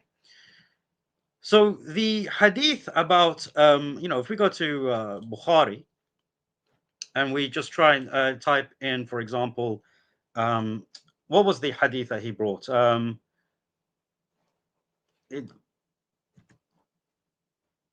even remember the hadith that he brought because it's so inauthentic. So let's see. Fair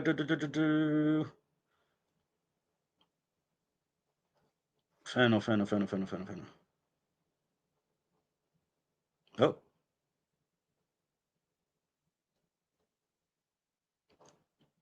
Akhi,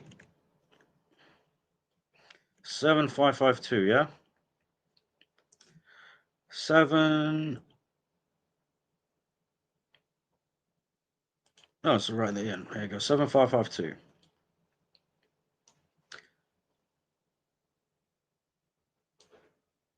Let's just scroll. You know what? It's easier. 755. Oh, 551.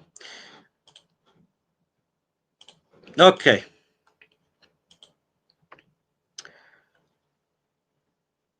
So this is the so-called hadith. As we can see here, this is from the mu'allaqat of al-Bukhari. Okay.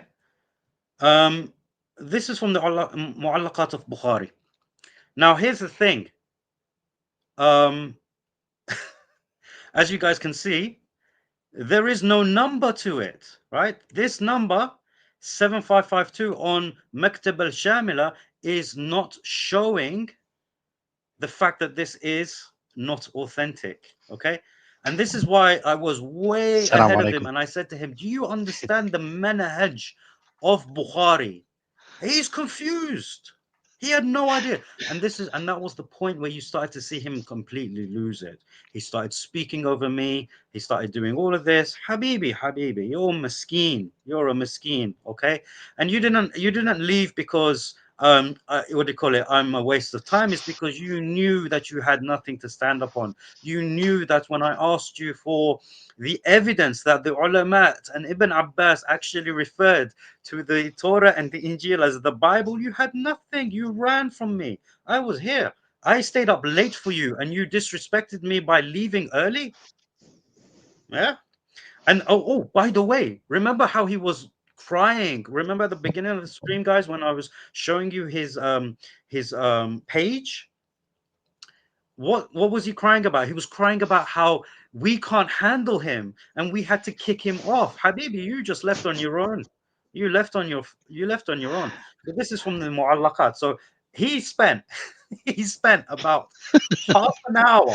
Dude, I was holding back so much. I was like, man, please don't give this away. Because those other fools, they brought that up, with one of the brothers. Yeah. They don't even realize it's in the chapter heading. It's in the chapter heading. They just see sunnah.com. Yeah. It's just Ibn Abbas. Yeah. So guys, let me explain to you why I did it the way that I did it. We know that brother John is having a debate with David Wood, who, by the way, is being quite the coward at the moment, because it's his nature, but he's being quite the coward at the moment because he actually hasn't responded to John's format yet. John put a format forward 2 days ago. Until now, neither Avery, the moderator, nor David Wood have confirmed that that format. So clearly, they're afraid of something. All right. So this is why I did it the way I did today. Okay. And this guy, he was never worth my time for a debate. Okay. SubhanAllah, he didn't know anything. He didn't know the manhaj. He didn't know what is authentic, what is inauthentic. His first piece of evidence was some footnotes. The entire time I'm laughing over here. This is evidence. Oh, this is it. Oh man. SubhanAllah. But this is the thing. When they don't know, they come here to get educated. But when they feel like they're being educated, they start throwing a tantrum. And this is why he interrupted me time and time again. Yeah, but Yemeni, we learned a lot from the footnote. And the next piece of evidence, we thought this was gonna be it was supposed to be a shar, and he didn't even have a shar, Exactly. And then the third piece of evidence, a daif. It's exactly. I didn't even know. The first thing was a footnote. Then it didn't work. Okay. Then he went to I had to walk him through all of this. And then then I asked him for a specific piece of evidence. You're telling me that the Torah and Injil is the Bible in the 7th century. Show me Ibn Abbas affirms that. He didn't do that. Show me where the ulama affirm that. He didn't do that. He doesn't even know what an exact word fallacy is. We had to teach him what a fallacy is. Ya kharab. Not only that, then he thought he was going to test me on reading Arabic. This is why I read the Arabic of the hadith after he left. I'm not here to be tested. Yeah, I do. If he knew anything about me, all the projects that I bring forward, and you guys know, all the projects I bring forward, I have to read the Arabic. I don't have a choice. There's nothing. None of the stuff that I quote is actually translated into the English language. I have to read it. I have to understand it. Anyhow, not only that, Subhanallah, the then he doesn't know the manhaj, right, of Bukhari. He says to me, does Bukhari know Ibn Abbas? Which, if you hear that, you're thinking Bukhari's going to give commentary on what Ibn Abbas. Then when you bring it up on the screen, it's Ibn Hajar al-Asqalani. So that's why I had to stop him. I was like, are you serious? Like, I thought you said to me, does Bukhari know about Ibn Abbas? Who are you quoting? And then he's quoting Ibn Hajar. You're quoting a sharh. Okay, you're quoting a sharh. Then he goes on to actually quote a hadith, not realizing it's actually inauthentic. So you're not actually quoting a sharh. You're quoting a hadith. Then you go to Maktab al-Shamila to show me that that hadith is there. Okay, no problem. Then when I ask you to go to sunnah.com, you think I'm afraid of Maktab al-Shamila. You have no idea what the difference is between sunnah.com and Maktab al-Shamila. And these are the nuances, ya ikhwa. These are the nuances that you have to know, to get them, to teach them. If you yourself don't know these nuances, you can't deal with it, right? And it will become an absolute disaster for you, because then you'll be forced to accept things that you shouldn't accept. You need to know not just what the content is, but how the authors deal with the content, and which sources, which websites are best for each type of evidence. Maktab al-Shamil is fantastic, but the flaw in it is that it doesn't, it doesn't outline it the ways the books do, right? It's just all put together. Okay, there are, every website has its flaws, right? Even sunnah.com, some of the translations are a bit off. Okay, which is why alhamdulillah you're able to reach the brothers that run the website and tell them when you spot mistakes here and there. But anyway, that was cool the whole time. You see how angry he got? You see how angry he got? Did you notice his cheeks getting redder and redder? Yeah. That was the definition of a rage quit. But anyway, let's bring up some of the brothers. Here we go. Assalamu alaikum wa rahmatullahi wa barakatuh.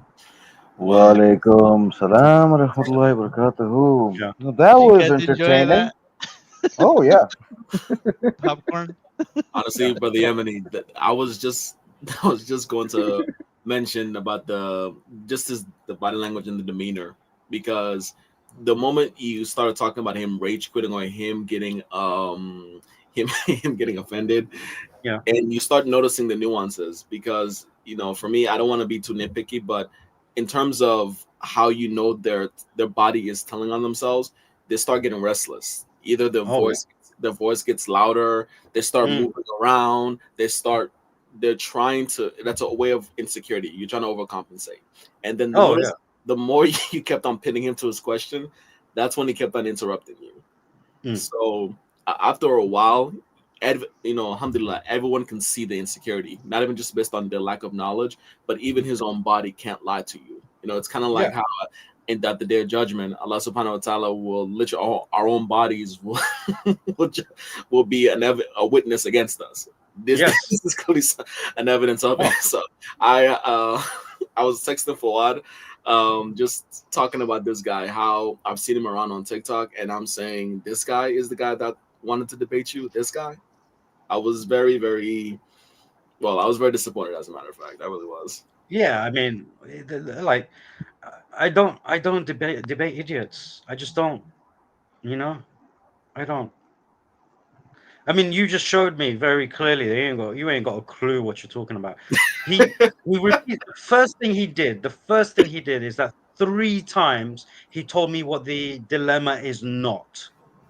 And he thought the other 2 times he mentioned it was him expanding. He said to me, I'm going to make it easy to you and explain it to you. But all he did was just repeat the same 2 things 3 times. And he thought that's what the dilemma was. Habibi, the dilemma is that you don't know what the dilemma is. I mean, really, you should have just told him, hey, bro, speaking louder does not make your point clear. Does not make you does not make your point more clear. You speak louder, but brother Akhi, mashallah for just keeping your cool, because that's a gaslighting attempt that, you know, we see people like Avery do all the time when you're literally speaking normally, and then they'll just start with the calm down, it's okay. That's a shtick that they all use, especially when you're just looking, you're like, what the hell, I'm calm the entire time. So it's a weird projection, really, for the most part. Oh yeah, gaslighting or projection.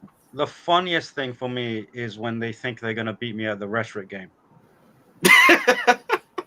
I'm like, you guys do know that when I don't use rhetoric, it's just because I don't want to. If I wanted to, I'm gonna make you rage quit, and I did.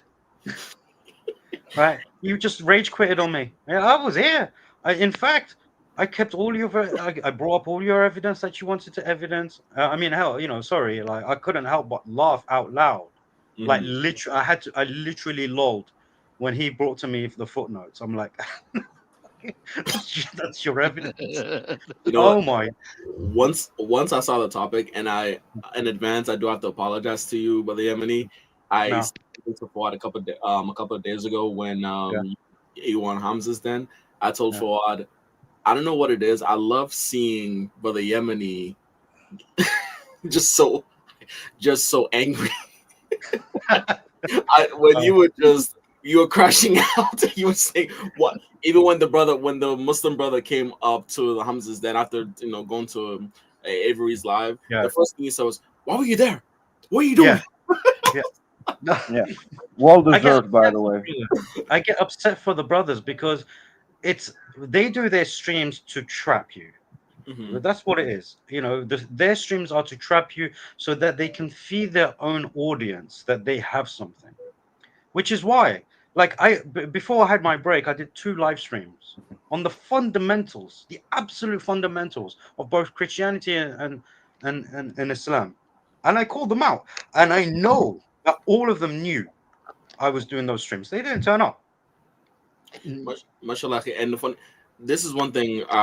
I'm trying to promote myself. I'm trying to do my best to get the word out for every single Muslim whenever they bring up this Islamic whatever, the fake dilemma. I keep trying to do my best to tell as many as I can. Stop automatically going on the defensive, because what they will try, if you're not careful, what they will try to do is, you saw it too when whatever his name is, he tried to do to you, Yemeni, but you caught it. He makes the claim, but yet he wants you to provide evidence for his claim. Yeah. And why is why I said, unfortunately, because a lot of Muslims are literally automatically on the defensive. Yes, exactly. So this is why I said to him, I'm not here to answer your questions. Now, he tried to use his rhetoric to say that I can't. Right? I hit back with that. I'm like, this is your evidence. This is your argument. You're here to give me the evidence. You're supposed to know about my religion to be able to present this, but you don't, right? Well, what I do want to do, because I see that some of his audience are still here. I want you Christians to come on, right, and speak to me one-on-one. I know the brothers are here, but they're not gonna, chime in, because at the end of the day, this was between me and Silver. So come on. And if you think that before he did his rage quit, he had something, explain to me what you think or what you understood that he had. Okay. I want to know what your thought processes are. Okay. I'm genuinely curious. Right. I want to know what you understood from the conversation. You can forget about all the rhetoric that me and him, exchanged. Let's deal with the substance. The substance that he brought forward, okay, which was the footnotes, which was Bukhari and Ibn Hajar al-Asqalani, okay. Come on and explain to me what you gathered from that, okay. There we go. Look at this. Yemeni, they were just talking about you, saying you were avoiding a discussion. It's okay. They need to lie. When they need to lie, they need to lie. Okay. They can do that all they like. Right. This just highlights how badly it went for him. And like I said, what I was doing to him, this was a mercy. If I went hard, he wouldn't get a chance to speak, because we have about, like, when it comes to the Islamic discourse, just about this one question, there's about 500 different, pages that we can quote easily. There's about 500 pages that we can quote. But like I said, I did it in this way, first and foremost, to demonstrate that this is not someone that is worthy of a debate, to educate, the brothers and sisters, that you have to catch on to the nuances. You don't give them any breathing room. That's why I ended up rage quitting.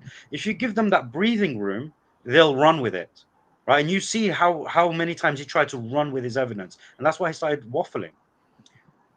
You have to bring them back. No, this is what we're talking about. This is what I've asked you for. Do you actually know what you're talking about? Do you actually know the nuances of this thing? If you don't, then why should I debate you? You know? Anyhow, so like I said, guys, if you want to come on, Christians, if you want to come on and explain to me what you gathered from that discussion, okay? Because whether he wants to say that I'm avoiding a discussion or not, what we just had for an hour and 20 minutes is a discussion.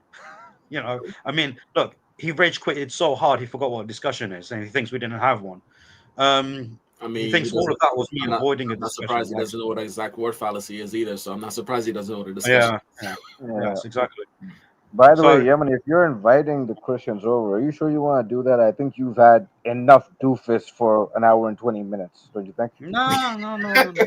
But this is the thing, right? This is the thing. I want to hear from the Christians because I want to understand what the takeaway from that was in terms of substance, right?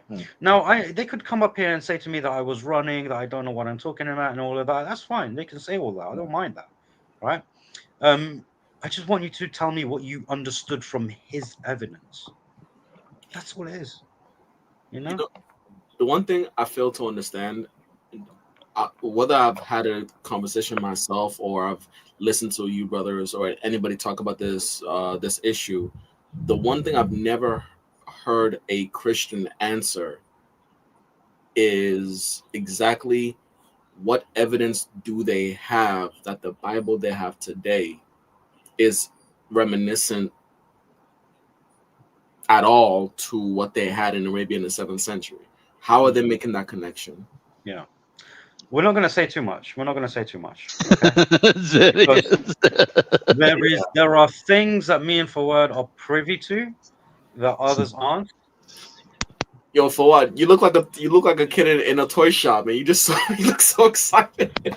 Oh, Subhanallah. We're all excited, man. yeah. Friday, inshallah. Friday, inshallah. Right? So remember, guys, what do you call it? David Wood has still not actually affirmed whether Friday is happening. He has not affirmed the thing, even though he agreed to it live, and he's agreed to this Friday. Yeah, it's been radio silence from him ever since. So here so this is what it is. It will be on Avery's channel. Avery's going to host it, but of course we're not going to watch it there. We're going to be watching it on Hamza's channel. We'll come with our popcorn and everything and enjoy the show and watch John absolutely annihilate David, inshallah. Okay. So this is what's going to happen. That's providing, of course, that David actually shows up, right? Yes. Here he is. Assalamu alaikum. The man himself, mashallah. Yeah. Assalamu alaikum, habibi. So yeah, what time? What do you call it? You got to ask David. David hasn't actually affirmed anything. So yeah, Christians. I mean, by all means, jump on. I want to hear from you. I actually want to hear from you about the content of his argument, and if you think that he actually understands his own argument, right? So please come on.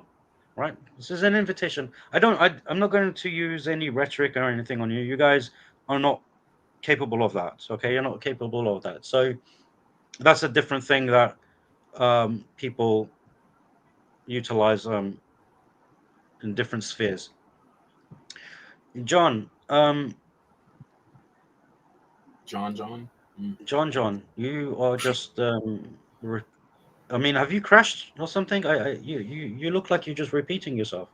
It's I okay, mean, Habibi. his name is It's John okay. Aki, so Yeah, it's okay, Habibi. It's okay. Allah, oh, boo, boo, boo, boo, boo.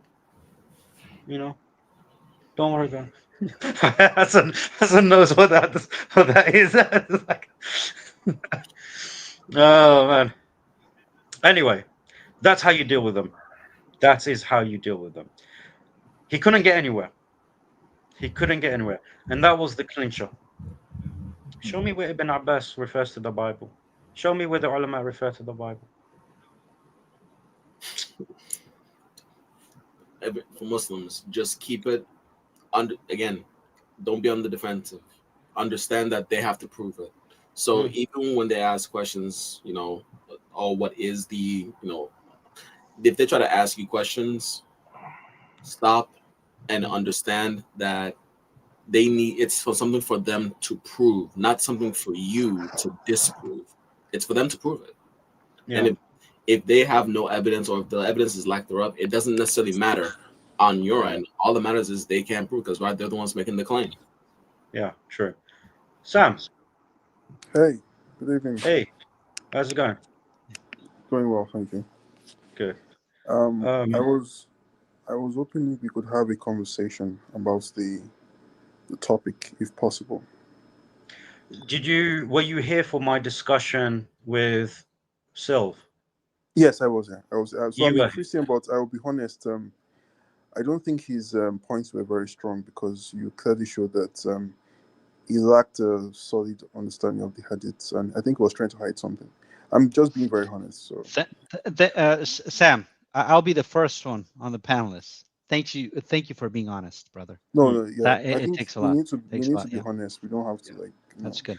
Good man. No, it's good. It's not just honesty. It's the fact that that you're coming with the sincerity to understand what's going on and why I did the things why I did it the way that I did. So I'm glad that you saw that. But yeah, by all means, put your case forward. I think the major verse that I want to bring up, and I want to get your perspective, it will be Quran 10:94. Sure, that's fine. I just want to preface this, Sam. There is a lot that I can say about this subject, which I won't, solely for the purpose that there is a debate in which that is going to be addressed in detail. Okay, so what I am going to mention to you, okay, is just going to be what I can say. Okay, no problem. Okay.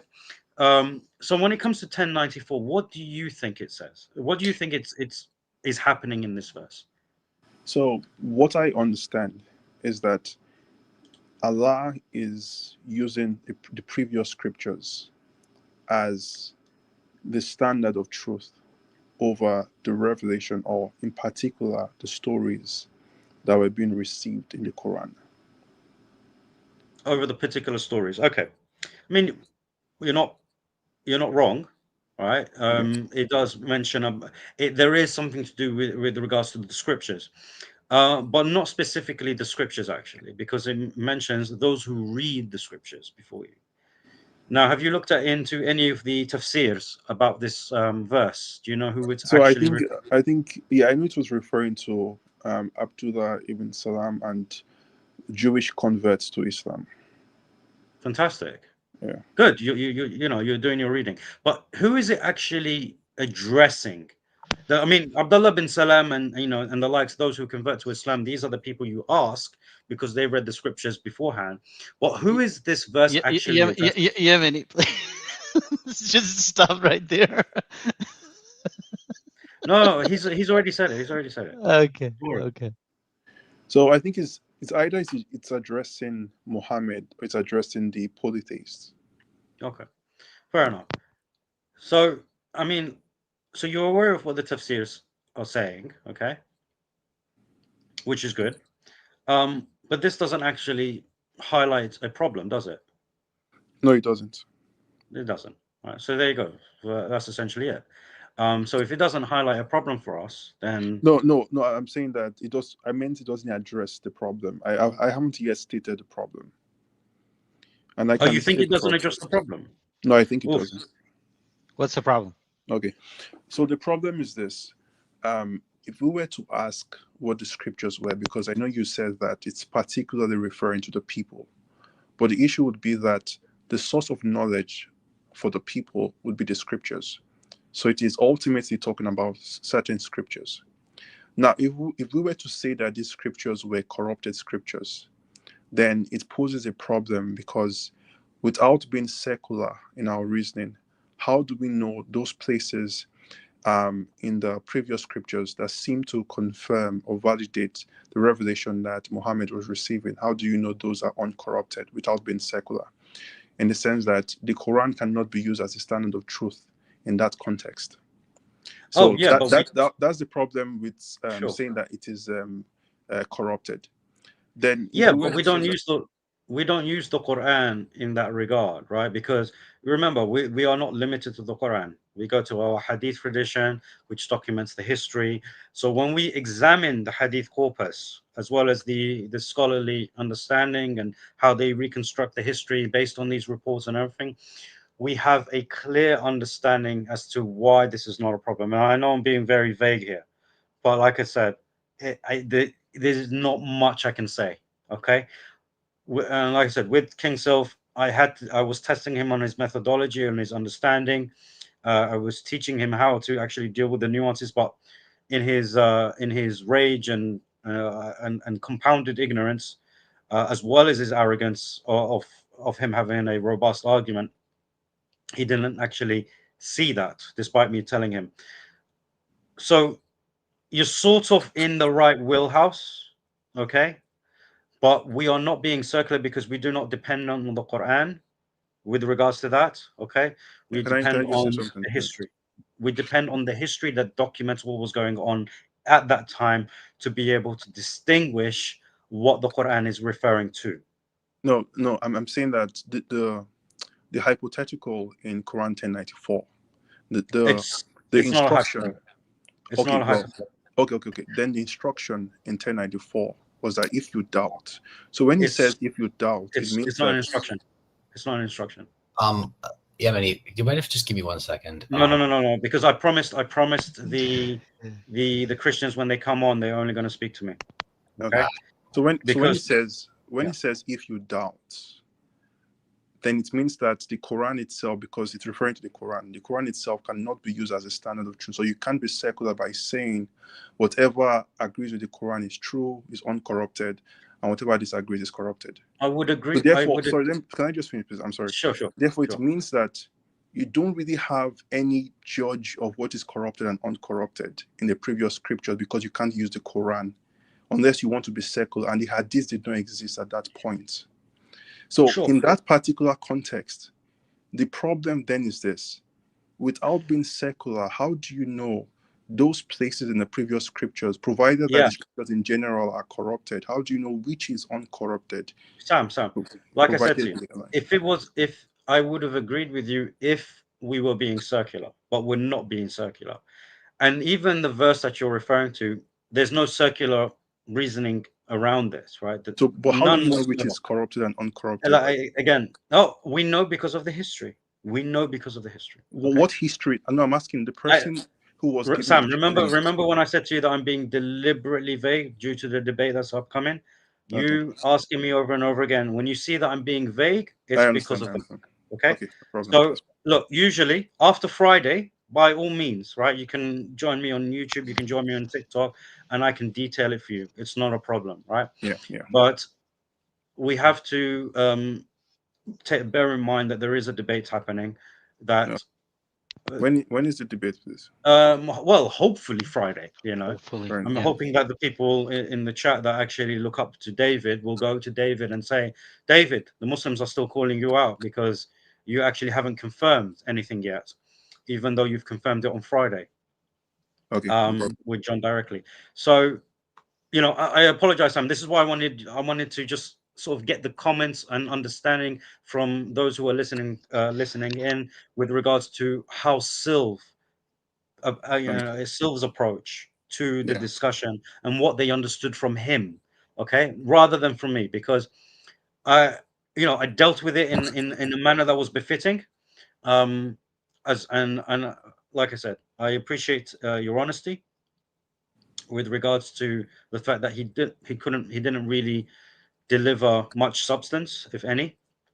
And he didn't kind of understand his own arguments, but yeah, that's as much as I can give you at the moment. Okay, no right? problem. Well, listen, talk to me another time. Talk to me after this Friday, or any of these brothers that you're seeing on the panel, Okay.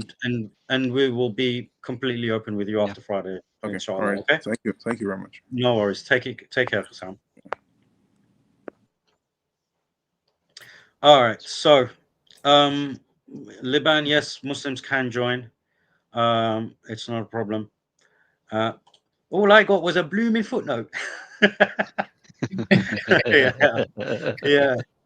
Oh no. By the way, Akhi, you know something funny? I was actually driving. But what I mean, I caught a good amount. My favorite part is literally my favorite part was when you said, "No, I'm not asking for exact. I'm not. It's not an exact word fallacy. I'm not. It's not a verbatim fallacy. I'm not asking for exact wording." And then his exact response was, "No, you're asking for exact wording." I'm like, yeah. What? Yeah. The guy's just this said is why I said to him, I said, when you go back and you try to cut all of this up, you'll realize you have nothing. Because you know what? you won't have anything to fit. I figured it out. What if, hear me out, what if when you asked him explicitly, he thinks explicitly means word for word? Yes, exactly. I think that may have been the issue, because okay, but that's kind of a that's wishful thinking. I'm just trying to at least say, because I didn't really understand, because the level of just sheer confidence he has in his ignorance. That's Brother Ali, I thought I was being nice and gentle. You're giving him way too much credit. Bro, no, to be honest with you, honestly, I think, look, to be honest with you, sometimes less is more. Honestly, sometimes less truly is more. Not always, but sometimes less truly is more. In this case, by the way, I do want to say this.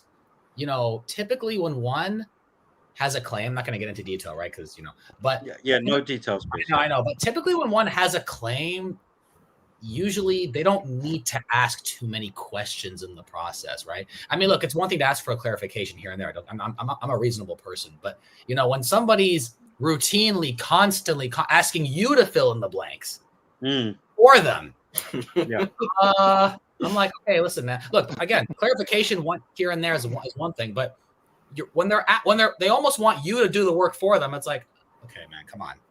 This is why you ask them for the clarification. And if they can't clarify it to you, you do not fill in the gaps for them. That's their job. It's their claim, so they have to fill in the gaps to their argument. I mean, it's as simple as saying to someone, "Hey, I can do a cartwheel with no hands?" "Oh, you can? Really? Show me." No. You prove that I can't. Yeah. But exactly. You said that you could. I know, but you prove that I can't. If you can't prove that I can't, that means I will. That means I can. That makes no sense. I just kept hearing a lot of, "Are you saying this? Are you saying that?" It's like, I'm not saying anything. It's your claim, Habibi. It's up to you. Your job. This is the ball's in your court. I'm just like, what is this? Come on, man. And by the way, people, stop asking me if I know. I don't know what John is planning. I mean, looking for what? He's cheesing over there. Honestly, no idea. This might actually be, honestly, very few people are privy to what's happening behind the scenes. All right, so don't ask. Okay, just on Friday, inshallah, sit back and enjoy the show. Now, what do you call it? While we're here, I do want to promote my new course that I'm starting this Wednesday. It is on my Patreon. If you go to my Patreon, you'll see a second tier, which is £20 a month, which will give you access to a course which is live and interactive with me every single Wednesday. And what do you call it? About 6 p.m. British time. If it needs to be tweaked, guys, give me some feedback. If you need that to be tweaked, if the timing needs to be tweaked, it's not an issue for me. But what we're going to be doing there is go through, equip you with absolutely everything that you need to go through in life. in terms of from the very aspects in terms of how to be a Muslim in the West, because there is a lot of things are happening in the West that really suffocates the Muslim. Okay, in terms of being openly a Muslim, in terms of being unapologetically a Muslim, in terms of dealing with these shubahat, in terms of dealing with people like the far right, in terms of understanding, truly understanding why you are a Muslim, being armed with the fundamentals of Islam, not just the fundamentals of Islam, but also protecting yourself from the shubahat of inter-Islamic polemics, as well as the things like you've seen tonight, how to deal with arguments, how to not give away too much, how to not give, like as in giving too much credit to something, or allowing anything like that, right? And it's going to evolve. And then, like for example, what we're doing in terms of ulum al-Quran, that's we're going to go even deeper into that. We're going to go into hadith sciences, we're going to go into tafsir, we're going to go into the proper understanding of the Quran. All of that is going to be included. And so inshallah, check it out if you are if you want to take this journey. You'll have direct access to me to ask whatever you want, so it can be tailored to you. So even if we have like 5, 6, 7 guests, 7 students in the class, it will be 2-hour sessions. Each session is going to be 2 hours, at least once a week, if not more, depending, right? But you're going to have at least once a week, right? So that's 4 sessions in a month. That's 20 hours. Sorry, that's 20 hours. 8 hours. I can't do math. That's the one thing you're not going to have on my course is the math lesson. So you're going to have 8 hours of of uninterrupted access to myself and to learn all of this stuff for just £20. Okay, and also I do private sessions, one-to-one sessions as well, that you can contact me directly for that. So that's something I did want to mention as we're here. Let me just bring up Jamal quickly. Assalamu alaikum, akhi. Alaikum salam. I just had one comment about the discussion regarding self. I don't think he understands the actual argument or the supposed dilemma, because the first premise is not that it confirms the previous scriptures, but it affirms literally every letter, every chapter, like the whole Old and the New Testament. Okay, I'll keep quiet. I'll keep quiet. Salam alaikum. Yeah. Wa alaikum assalam. Well, yeah, and then also I think so. I've seen him, like, he tries to act like somebody that knows Arabic. He knows I've like the debated that guy Tafsir. before. Yeah. Wait, hold on, Jabber, you have your turn. Don't worry. Give us that. Yeah. I don't know if you guys seen him like try to read the Quran before in Arabic. This is I don't know this guy. Yeah, I seen a clip on what guy is this? TikTok. On TikTok, I think he was reading Surah Al-Bayyinah, I think. Yeah, it was terrible. Like, he butchered it very badly. Who is that, Jamal? By the way, Sylph, the guy who's debating Brother Yemeni during the discussion. There was no debate. There was no debate. It was a lesson. It was not a debate. Well, Abdurrahman, salam alaikum. I forgot to. Wa alaikum assalam wa barakatuh to you all. I am so sorry, bro. I am sorry, Yemeni. I've seen you MIA, Yemeni. I was wondering, was it because of the baby? Yeah, Habibi, what do you call it? I'm going through a lot of difficulty at the moment. May Allah SWT ease your difficulties, Habibi. I am too, wallahi. So make dua for all of us, inshallah, Yemeni and myself and everybody. And Ameen. You know. I had Good one to see you, question. Yemeni. I had one question about like the debate time. Who is John debating again and what time? So you know, there's what's his name again? It's some it's a cross-dresser. He's debating a cross-dresser. Oh, that guy. Okay. Yeah. That guy. A psychopath of a cross-dresser. A psychopath cross-dresser. I mean, I feel like there's like 2 of them now, or 3 of them now, so I don't know which one you're referring to. So good one. You lose. We're talking about the OG, the original. Psychopath cross-dresser. There's only one. Yeah. So yeah, that's who he's debating. Okay. You know, just another this Friday. Yeah, well, inshallah. I mean, you know, if the guy stops wearing dresses and actually responds, then yeah. So We'll see, he's inshallah. debating. He's debating who? You Yemeni or Hamza? I'm sorry. I think John. I think. John, no, John. Oh, John John Fontaine. Yeah, John Fontaine. Yeah. So Okay. yeah. So like I said, look, in terms of what happened to Sylv, Sylv is you know, he highlighted exactly why we don't debate the subject. Okay, because Yeah. they don't know. They don't know it. Right? They've got nothing. They've got nothing. So why should we debate it? Why do you? I mean, I'm not going to sit there in front of you and waste my time. Right? Hell, you wasted my time. You just rage quitted on me when I stayed up late for you. I stayed up late for you. And He you started rage quit talking on me. about he'll debate any shuyukh. I mean, Yemeni's Yeah. right there. I mean, talk to him. You know. Yeah. Please don't tell me Anyway, he's gonna like I said, debate the autistic dilemma. Guys, look, to be fair, that they know that no actual shuyukh actually give a damn about these guys, and so they feel comfortable saying, "We'll debate any sheikh. We'll debate." You know, it's they talk all big. They talk, you know, empty barrels make the most noise. So Yeah. that's, you know, they know the actual shuyukh, like actual shuyukh, laugh in these guys' faces completely. Honestly, like, Yeah. And to add the cherry on top of this one, I mean, after he left, you invited, because his stooges were still here, his followers were still here. Mm. You invited them up to come and talk to you. I kid you not. They don't even understand what they're talking about either, because there's a difference between understanding a topic that you're making a claim on versus just repeating what's been told to you, or repeating what you heard.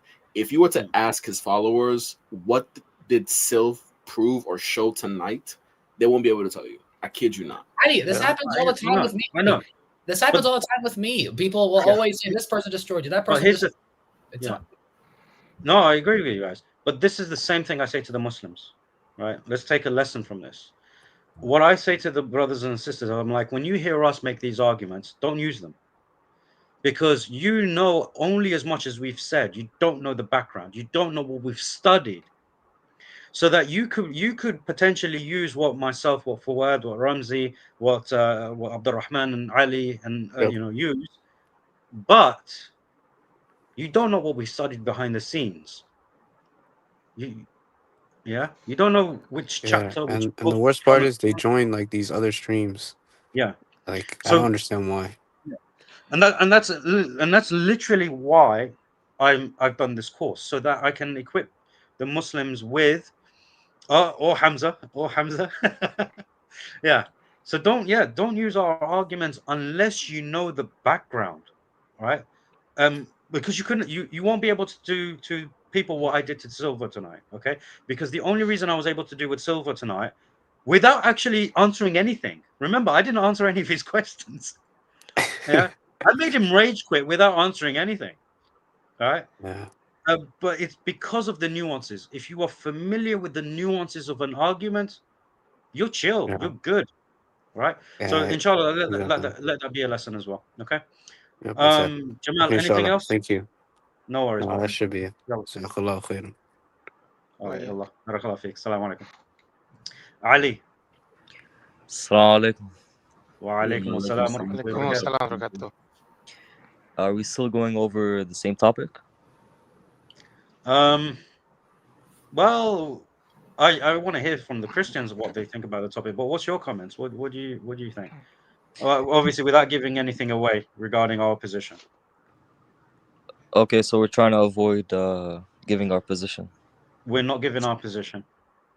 Okay. Remember, this is for them to prove. This is not for us to prove. It's their concoction. Yeah, I think we've given it too much attention, much more than it needs online. I mean, that's every time they go on a live or make a video, it seems like, because they can't debate other topics which are much more important. For example, if Jesus is God, or just much more important things. Habibi, they've got nothing left. They have nothing left. Okay, everything that they come up with is nothing but desperation. Everything, even before this, from the moment John of Damascus was writing polemics against Islam, it was nothing but desperation, because you can't do anything to disprove Islam. Not from John of Damascus, not today. No. I agree. So and that's it, right? And there's nothing but recycled stuff. Everything is recycled. And the funniest thing is when they come up with something and they're like, we discovered this, and we're looking at them like, dude, our guys have written that like 1,000 years ago. What do you mean you discovered it? like, well, like, what are you doing here? And you know what, Ali? I vehemently agree with you when you say that we have given this a lot of a huge part of it is actually our own doing. It's tied to us automatically playing the defense, because we all understand this whole fake dilemma thing. It comes as a reaction to. I'm innocent of this. I never gave it attention. It comes as a reaction to for years now, Christians have been feeling like they've been backed. Guilty as charged. Yeah. So when you're backed into a corner, you're willing to do anything just to escape. That's why Christians will be able to latch on to, the worst of the worst. Guys, we all know who I'm talking about, because they need something to stop feeling attacked. So now, if they feel like they actually have a point that, unfortunately, a lot of us Muslims, we automatically go to defense mode, they think they have something now. And that's something we've been doing for too long, to the point where now you see people like this are flexing. Those who are completely ignorant of what the topic really is, they're flexing their fake muscles, and they're saying, oh, well, we have them here on this, we have them here on this, we have them here on this. That's why that's all they can bring now, and they don't even know why, because that's all they have. So if we stop playing defense and actually do what Yemeni did tonight, literally just say, hey, you made the claim, you back it up, it's all on you. Expose their ignorance, because that will literally suffocate this fake argument. Ramzi. Hey. Hey. Sorry, I'm multitasking. What's up? What am I looking at? Right here. Ramzi doesn't have the boxes. Oh no, I never got that packaging. I never got that. Oh yeah, you don't have that packaging. You've got. I was about to say, is that what I think it is? I didn't want to make assumptions. No, I just my packaging was different. Yeah, it was the old packaging. It was the old packaging. Yemeni, I gotta tell you. Don't forget to get a Rawda and also Hajar al-Aswad. Yeah, I got those. Mashallah, Yemeni. Barakallahu fik. Wallahi, I think so far, these three new ones are so far the top.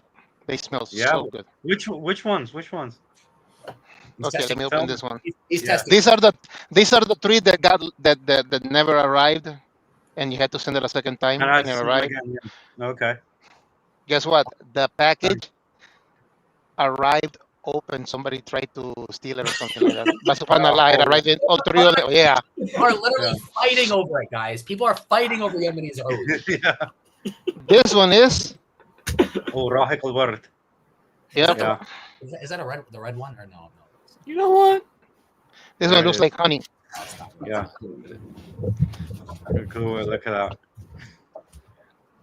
The best thing you can do is take a little bit of Hajar al-Aswad and a little bit of what's it called? Rawda, a little bit. Combining them too. It's like a scent from Jannah. You know what? I put all three actually. You know that I mixed these three and they smell really good. This is this one. Fitnat al-Ain. Wow, Rahiq al-Ward and Fitnat al-Ain. Yeah. You got a female friend. I don't think I have that one. Also, kind of. So, Brother Neil, are you more of a woody fragrance? Or are you more of a cool? What is your go-to? If you like the woody scent, you want al-Anbar. Al-Anbar, right? That's like Al-Anbar. I think I have. We're out of stock on that. Oh, never mind.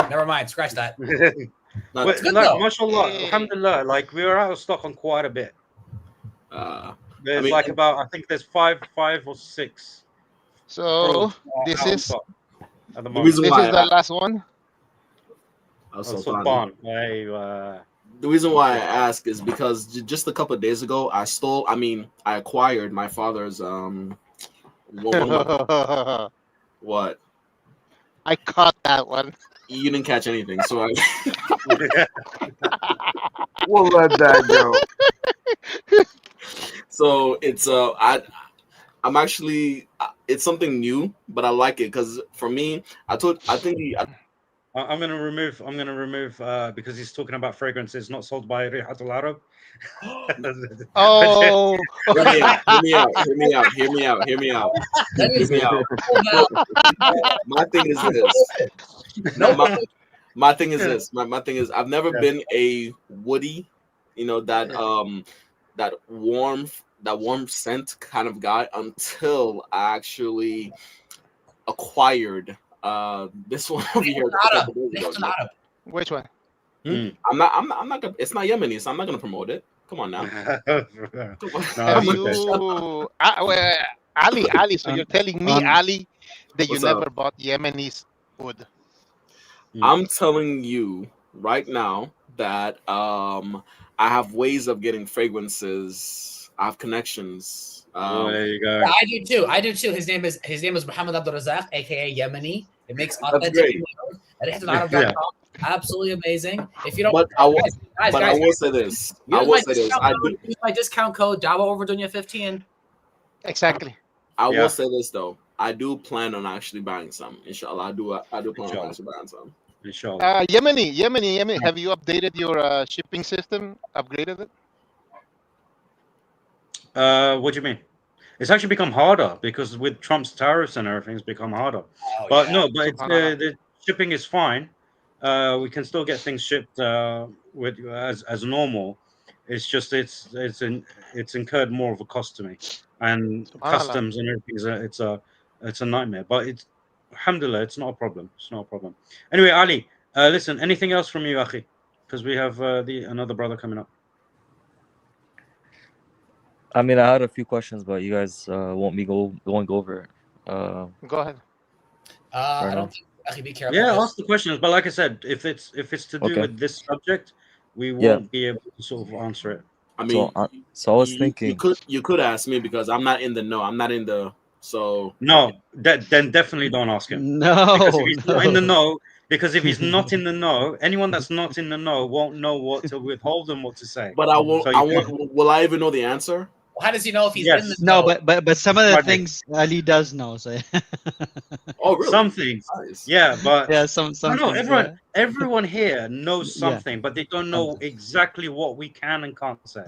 That's I don't know what I don't know about it. Cool. Speaking about nuances, so that's the thing. So if it's questions about the subject, let's try and keep it. You don't have to answer if it's. I mean, I'll try to make it as broad as possible. Yallah, bismillah, go on then. Oh, so where would you draw the line between how much of a judge the previous books could be? Because the Quran is the supreme authority, it's the ultimate judge, but we still claim that there's continuity with the previous scriptures. I think Habibi, this is something that has been addressed in detail. If you guys are aware, it's no longer available at the moment until Friday. After Friday, it will become available again. But it has been addressed, and I will readdress it afterwards, inshallah, with Brother Fawad and John as well, so that we can clarify certain things that brothers are what would be the hypothetical answer you could hypothetically give? No, I'm just kidding. Yeah, no, I can't. Ali, sorry, bro. I can't divulge that information because it's a detailed answer, and they're taking notes. Yeah. Like David, exactly. Yeah. David, we know you're watching this. Don't worry. 100% they're watching. 100% they're watching. There's no shadow of a doubt that they're watching. Either them or their scouts. No doubt. There's some information that obviously there's information that we can't say, but one thing that we could say, or I could say exactly, is something that I mentioned earlier about talking about body languages. So if much less in a conversation like that, it's always best to know what is the point. And that's why I think it's very, very key, because if let's say whether you're quote unquote you're in a debate or you're just having a one-on-one conversation, right? It's always good to understand what the atmosphere of the conversation is about, because for one, if you can tell this person is trying to, because there's some Christians or non-Muslims, mostly Christians, who are genuinely curious about this, who come and they're sincerely asking questions because they don't know. But then they're the ones that come in ignorantly, you know, guns blazing, etc., etc. Once you find out the demeanor of that person you're speaking to, that's when you can kind of pinpoint exactly what they're trying to get out of you, because you can read, in a sense, you can kind of read them and their tactics. You know, I'm pretty sure you can tell if you've ever seen every video, the gaslighting, the way to kind of manipulate the conversation. Even what King whatever Self tried to do to Yemeni, play a semantics game, and try to use fallacies that he will think that you don't. Because I don't know. I'm not too sure. Again, I'm still on this. I'm not too sure if Sylv actually didn't think Yemeni knew what an exact word fallacy is. So there's certain things. I don't even think he knew where he was, to be honest with you, man. So these are this is the way to understand who you're speaking with. Where are they coming from? What are they trying to pull from you? And read them. Read their voice. Read their tone. Read their body language. If you can see them, read their demeanor. If they're getting louder and louder, then does that sound like someone who's really trying to listen to you? If they're over speaking you, do they care about the answer? If they ask you a question, but then they interrupt you as you're giving the answer, are they really trying to gain the answer from you? And if you realize they're not trying to get an answer, what the hell are you still doing there? Yeah. So these are the things that you can tell from someone like that. Yeah. I think a lot of go ahead. No, I was just responding to this comment. Is your course a good fit for beginners of Islamic knowledge? 100%. It's going to range from the basics of Islamic knowledge all the way to the very deep and detailed stuff, right? But it's going to tune your brain. The main aspect of this is that it's going to tune your mind to recognize all the little things that will play a massive part in your personal life, as well as in your polemical life, as well as in giving dawah, as well as in seeking knowledge, all of that, dealing with the absolute nuances. So that's what it's going to be focusing on, inshallah. So the course is actually titled An Ummah Revived, right? So we're essentially building the foundations so that those of us who are taking on this journey, trying to protect ourselves and maintain the Quran and the Sunnah in its pure form, inshallah will benefit from this course, and I will benefit from it as well, because it allows me to go back and revise all of this stuff as well. So this is going to be on Patreon. What do you call it? What about non-Patreoners, for those who don't like signing up to apps? Well, it's not an app. Patreon is not an app, isn't it? It's this it's, how would you describe it, Ramsey? Patreon. I mean, there is obviously a Patreon app. There is an app for Patreon. Yeah. But what do you call it? But you don't need to. You can yeah, but the classes won't be on Patreon. They'll be on StreamYard, right? So when you go to my Patreon, there will be the link to the StreamYard for the class will be there, and you'll be on this panel, okay? And we'll discuss it and everything here, right? So Patreon is just where the thing. It's just, it'll be kind of like I mean, look, Yemeni, correct me if I'm wrong.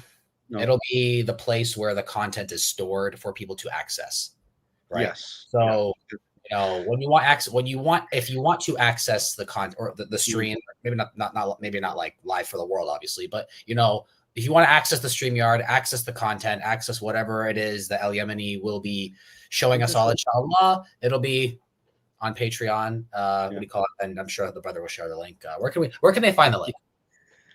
So the link is going to be on my channel page, right? So that's what it is. In terms of if you don't want to go through Patreon, by all means you can contact me and we can arrange another form of payment. It's not an issue. It doesn't have to be through Patreon, but that is where it is for other people that can. And by the way, for Americans or anybody living in the States like myself, 20 pounds is equivalent to $27.05, but $27. 5 cents is too much, mate. Assalamu alaikum, Aladdin. I didn't know that I'm even muted. Assalamu alaikum. You're muted. Wa alaikum assalam. Wa alaikum assalam wa rahmatullahi wa barakatuh. How are you? حبيبي الحمد لله جزاك الله خير بارك الله فيك. حبيبي اليمني, I just wanted to share this link with you so you can read it inshallah in Arabic and you can translate it somehow. This is I received this from Saudi Arabia from highly scholars, which is the opinion of different scholars in regard of what Ibn Abbas said in Sahih Bukhari. أنهم يحرفون ويزيلون وليس أحد من خلق الله. نعم بس أخي راعي قليل. الآن نحن من نتكلمش على هذه المسألة لأنه في مناظرة مع أخونا جون. Yeah, I know. That's why I just add. عشان كده لأنه هذا بيكون يعني من المسائل اللي هو بيتكلم عليها، فنحن ما نشتيش نتكلم على أي حاجة الآن لما بعد المناظرة. طب يا أخي الكريم بارك الله فيك. Anyway, you have it, and you will know.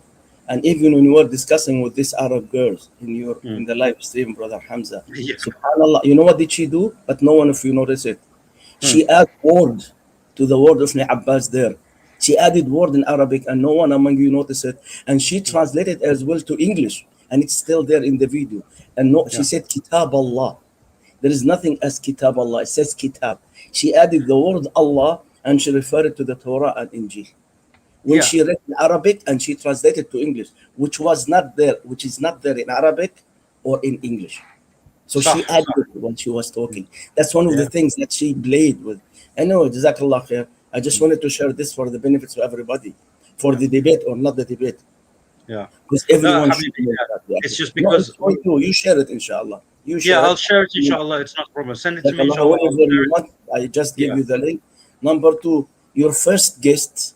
I don't want to insult him. I don't want to mention. I don't want to pollute my lips with his name. I don't know why you even this man. We know he is less than being called as a pig. Even I don't know why you entertain such person in your. There's a specific reason which where only 2 people actually know the full reasons as to why I did this. But there was a lesson for it for the brothers and the sisters, and this is why I titled the stream "Exposing the Weakness of Christian Attacks on Islam," because what I did differently this time, subhanallah, is that you guys know, usually I answer. I love to answer questions. I love to answer arguments. I love to do that, right? And I do it. Yes, I know. And that's what I love about you. And what I love about you, Wallah al-Azim, I know that you are going to Islamic sources, you are reading in the Arabic, and you are trying your very best to understand the Arabic and to translate it in English. I know that. Wallah, I noticed that. You are one of the best among them in Speaker's Corner who is doing this, for me. You are one of the best who is trying very hard to do this. And I see you, mashallah, tabarakallah. Therefore, I was trying to reach you and to give you this link. I received this link just last. There is mawqa', they call it Al-Aluka. Al-Aluka is one of the most popular. That's the link I give you. Used by scholars in Saudi Arabia, highly scholars. You can find answers for majority of those misconceptions, and this is one of them. Jazakallah khair. It's in Arabic, and you can read it as well in English. Yeah, no problem. Is it in the where's the back? It's a private chat. Yeah. It's on the back channel. It's a private chat. I just posted in the back channel. This is the link. I'm going to save it.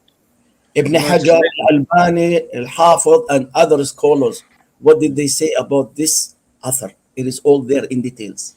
Jazakallah khair. With Islamic sources, everything is there. Jazakallah khair. I'm going to save it on my WhatsApp. I'm going to copy it to myself. Inshallah.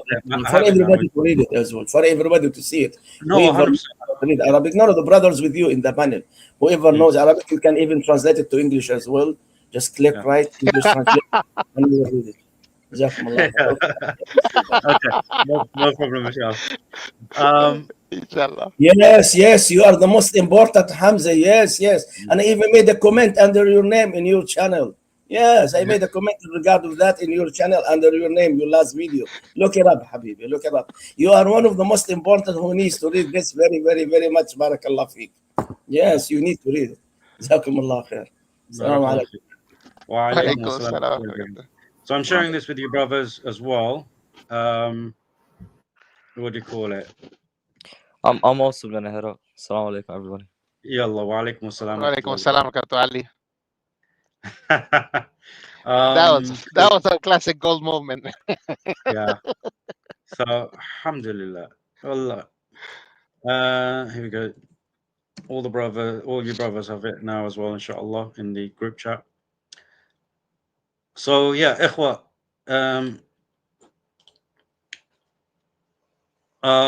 Yeah, so what's this? What was I going to say? I can't remember now. So next Friday is going to be the debate. This Friday, inshallah. Okay. Yeah, allegedly. This coming Friday. Well, yeah, I mean, as we said, so it should be on the 26th of September. So pencil in the 26th of September instead of on Hamza's channel. We'll be watching it live. And we're Watch gonna party. Huh? Party. Watch party. Nice. Yeah, it's gonna be so it's gonna be a watch party, 100%. Nice. We're not missing this. I'm not missing this. Nah. Yeah. So are there any other Christians that are still here that want to speak to me about what you thought of Silver's performance? I think Sam said Fight Sports Space was here and wanted to talk to me, but he hasn't clicked the link yet. I'm waiting for him. So yeah.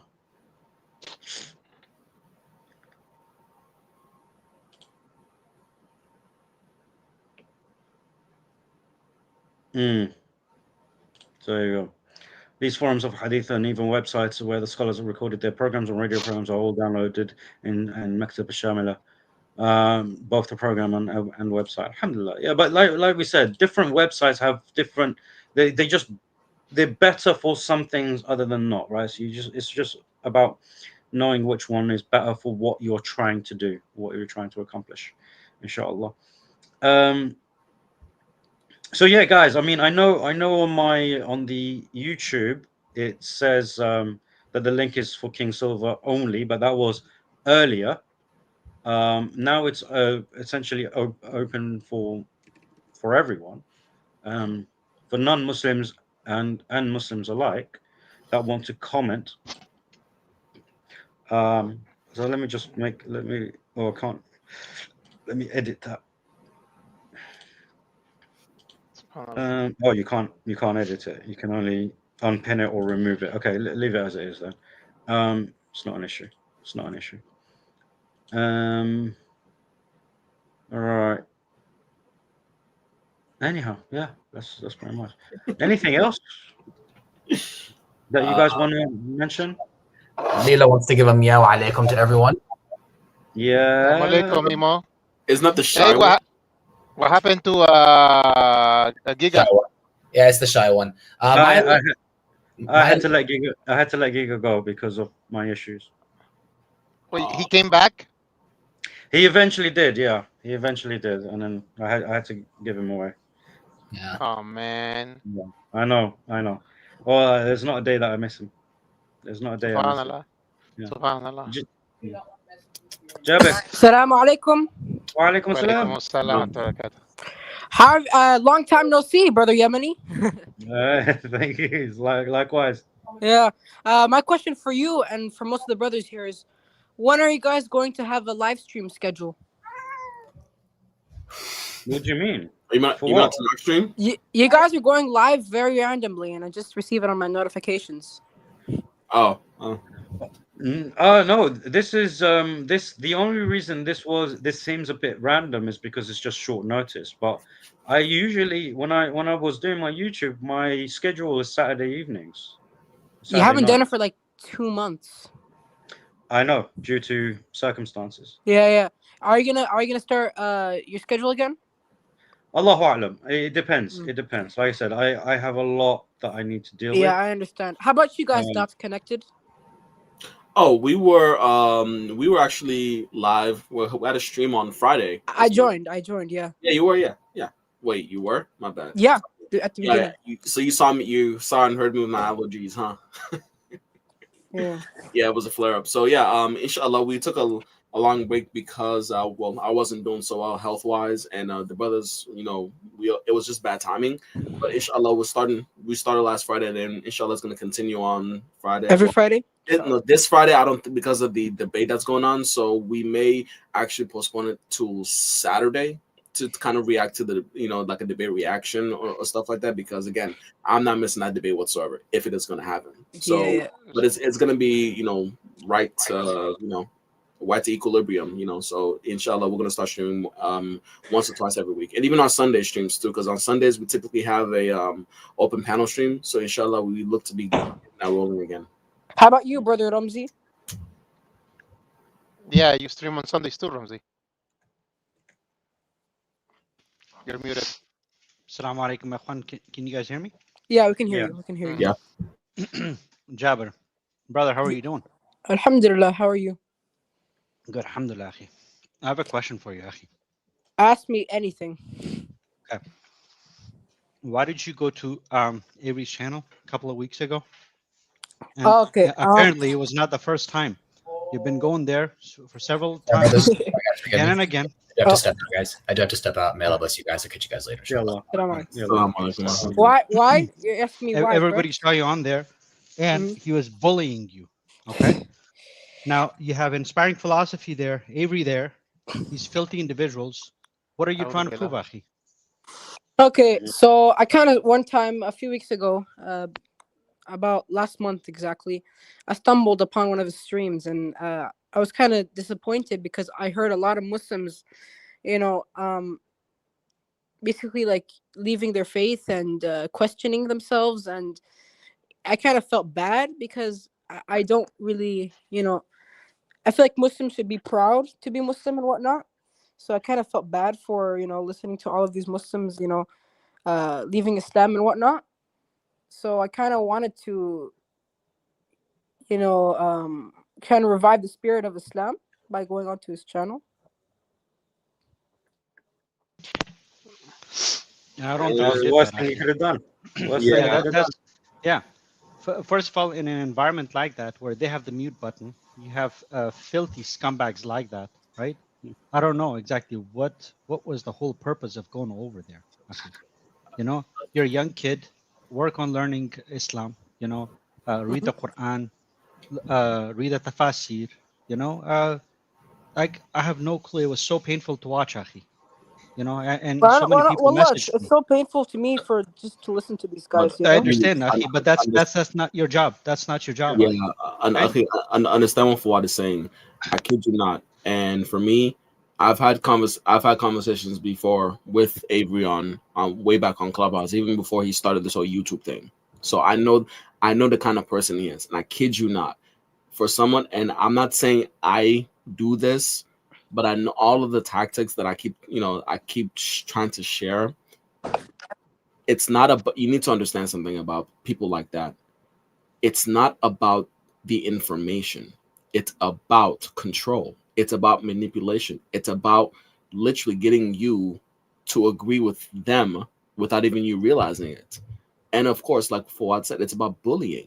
I didn't catch you. I didn't see you on there. I didn't, but I can kind of tell how it went, especially with people like you. You need to understand something about Avery or some people like that.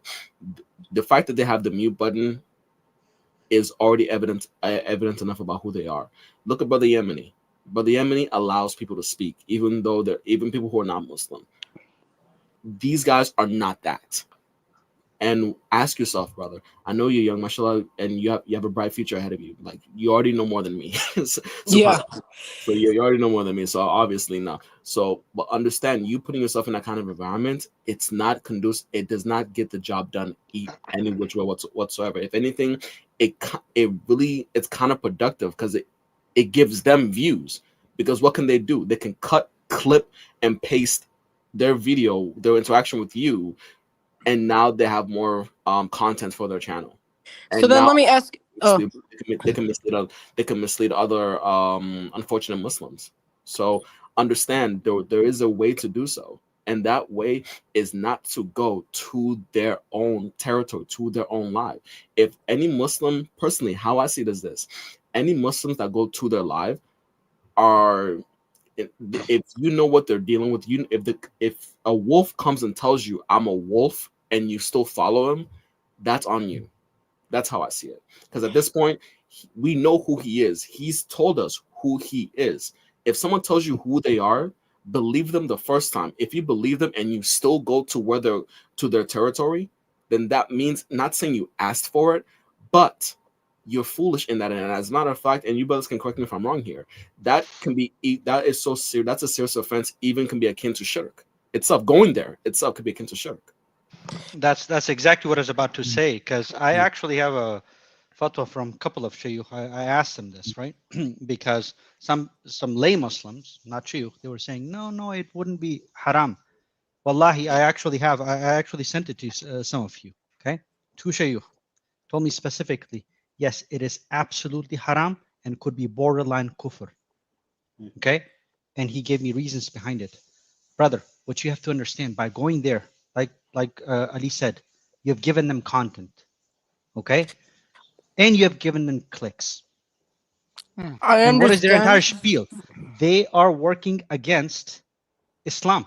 That's like they never propagate their own religion, okay? These scumbags would be considered, they will be like, if they die upon kufr, upon this state, we have been told in Islam, we've been told in the Quran, what will happen to these guys in the qabr, the azab that is waiting for these people, okay? You've made yourself look bad by going over there because you went over there unprepared. You're a little kid, okay? He got you on the very basic things that you did not know what how to respond to, which is very easy if you had studied, right? On top of that, what you have to watch out for is the repercussions, because there could be somebody out there in his chat, a Christian, a kafir, that might actually be considering Islam, but because of your inability to answer, because from their perspective, that is the representation of Islam they've gotten. Not everybody is going to go on Google or search for these answers from proper shayukh. A lot of people don't even know, especially living in the West. They live in countries or places where they don't have access to scholars that easily. The answers are out there, but we have proper people for that, So go back to studying, Akhi, and I don't want you seeing over there. I won't. The moment I see you on there, you're going to be permanently banned on Dots Connected. No. I can't Astaghfirullah, speak.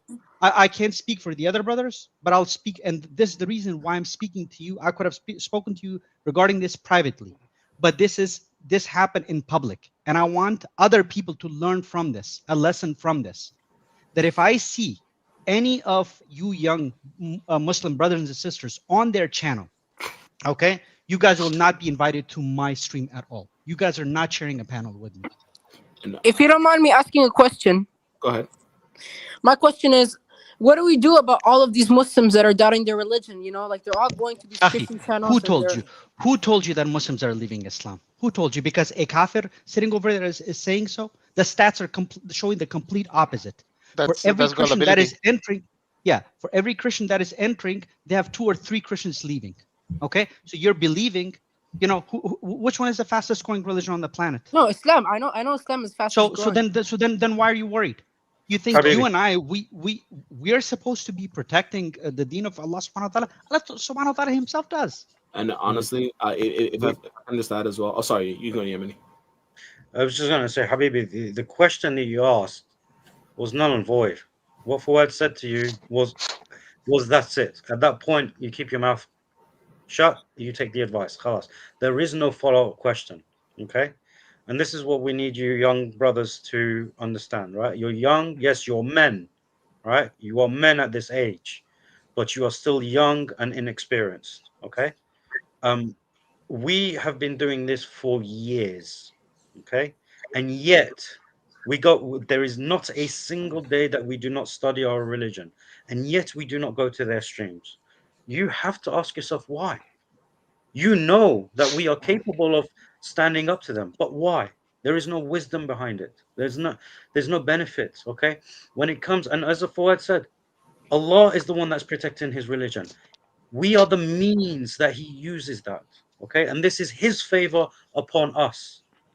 Okay, so we don't go over and undo that. Okay, you didn't Okay. see Rasul salam go and pay attention to Quraysh. Okay, he didn't allow that. Right, he ensured that when he was preaching, people came to him. SubhanAllah. And the funny thing is, even with that treaty, what happened? Anybody who wanted to leave and go to the Quraysh, he agreed. He agreed with those. He agreed with those terms. Yeah, he So, led them. and honestly, but Brother Jabir, I understand. You know, I understand how the perception seems, but when Brother Yemeni is talking about knowledge, I'm going to use you and me. Okay, for someone who's so young, you know more than me. Mashallah, you know more than me. But here's the problem. It's the same thing Sylph tried to do with Yemeni, a manipulation of words. Okay, people who are used to, you don't have to know much in order to know how to spin things around. It's not about even if you feel like, wait a minute, this topic that they're talking about, I know the topic, so I can talk.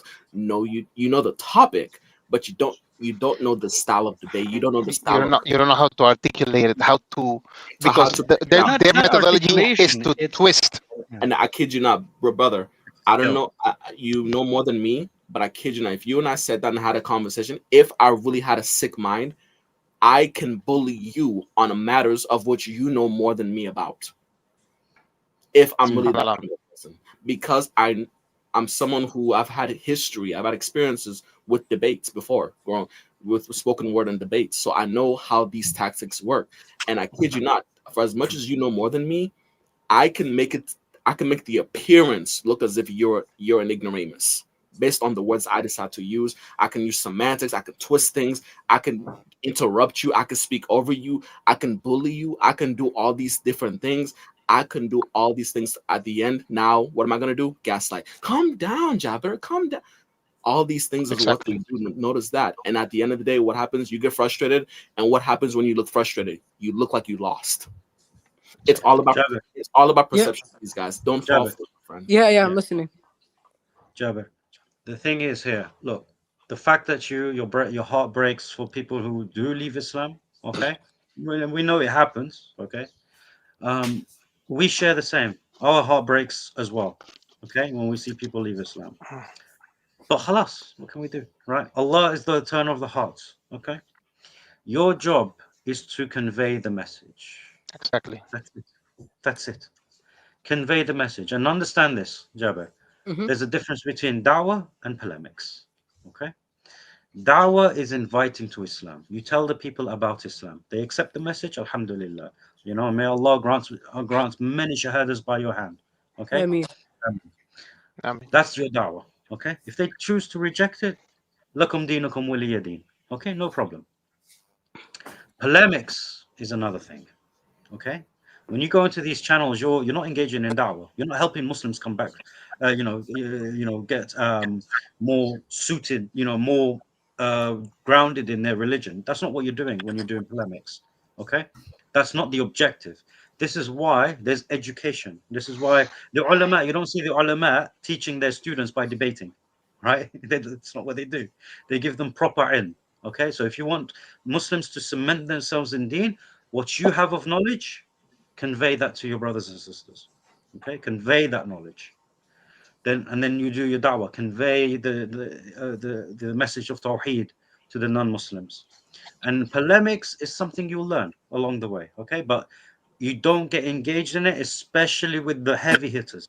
Okay, until you have other brothers that can say to you, yes, you're ready. Okay, because this is about shura. In dawah, we're not doing things on our own. There is a shura. We consult each other. We tell each other where our strengths and our flaws are.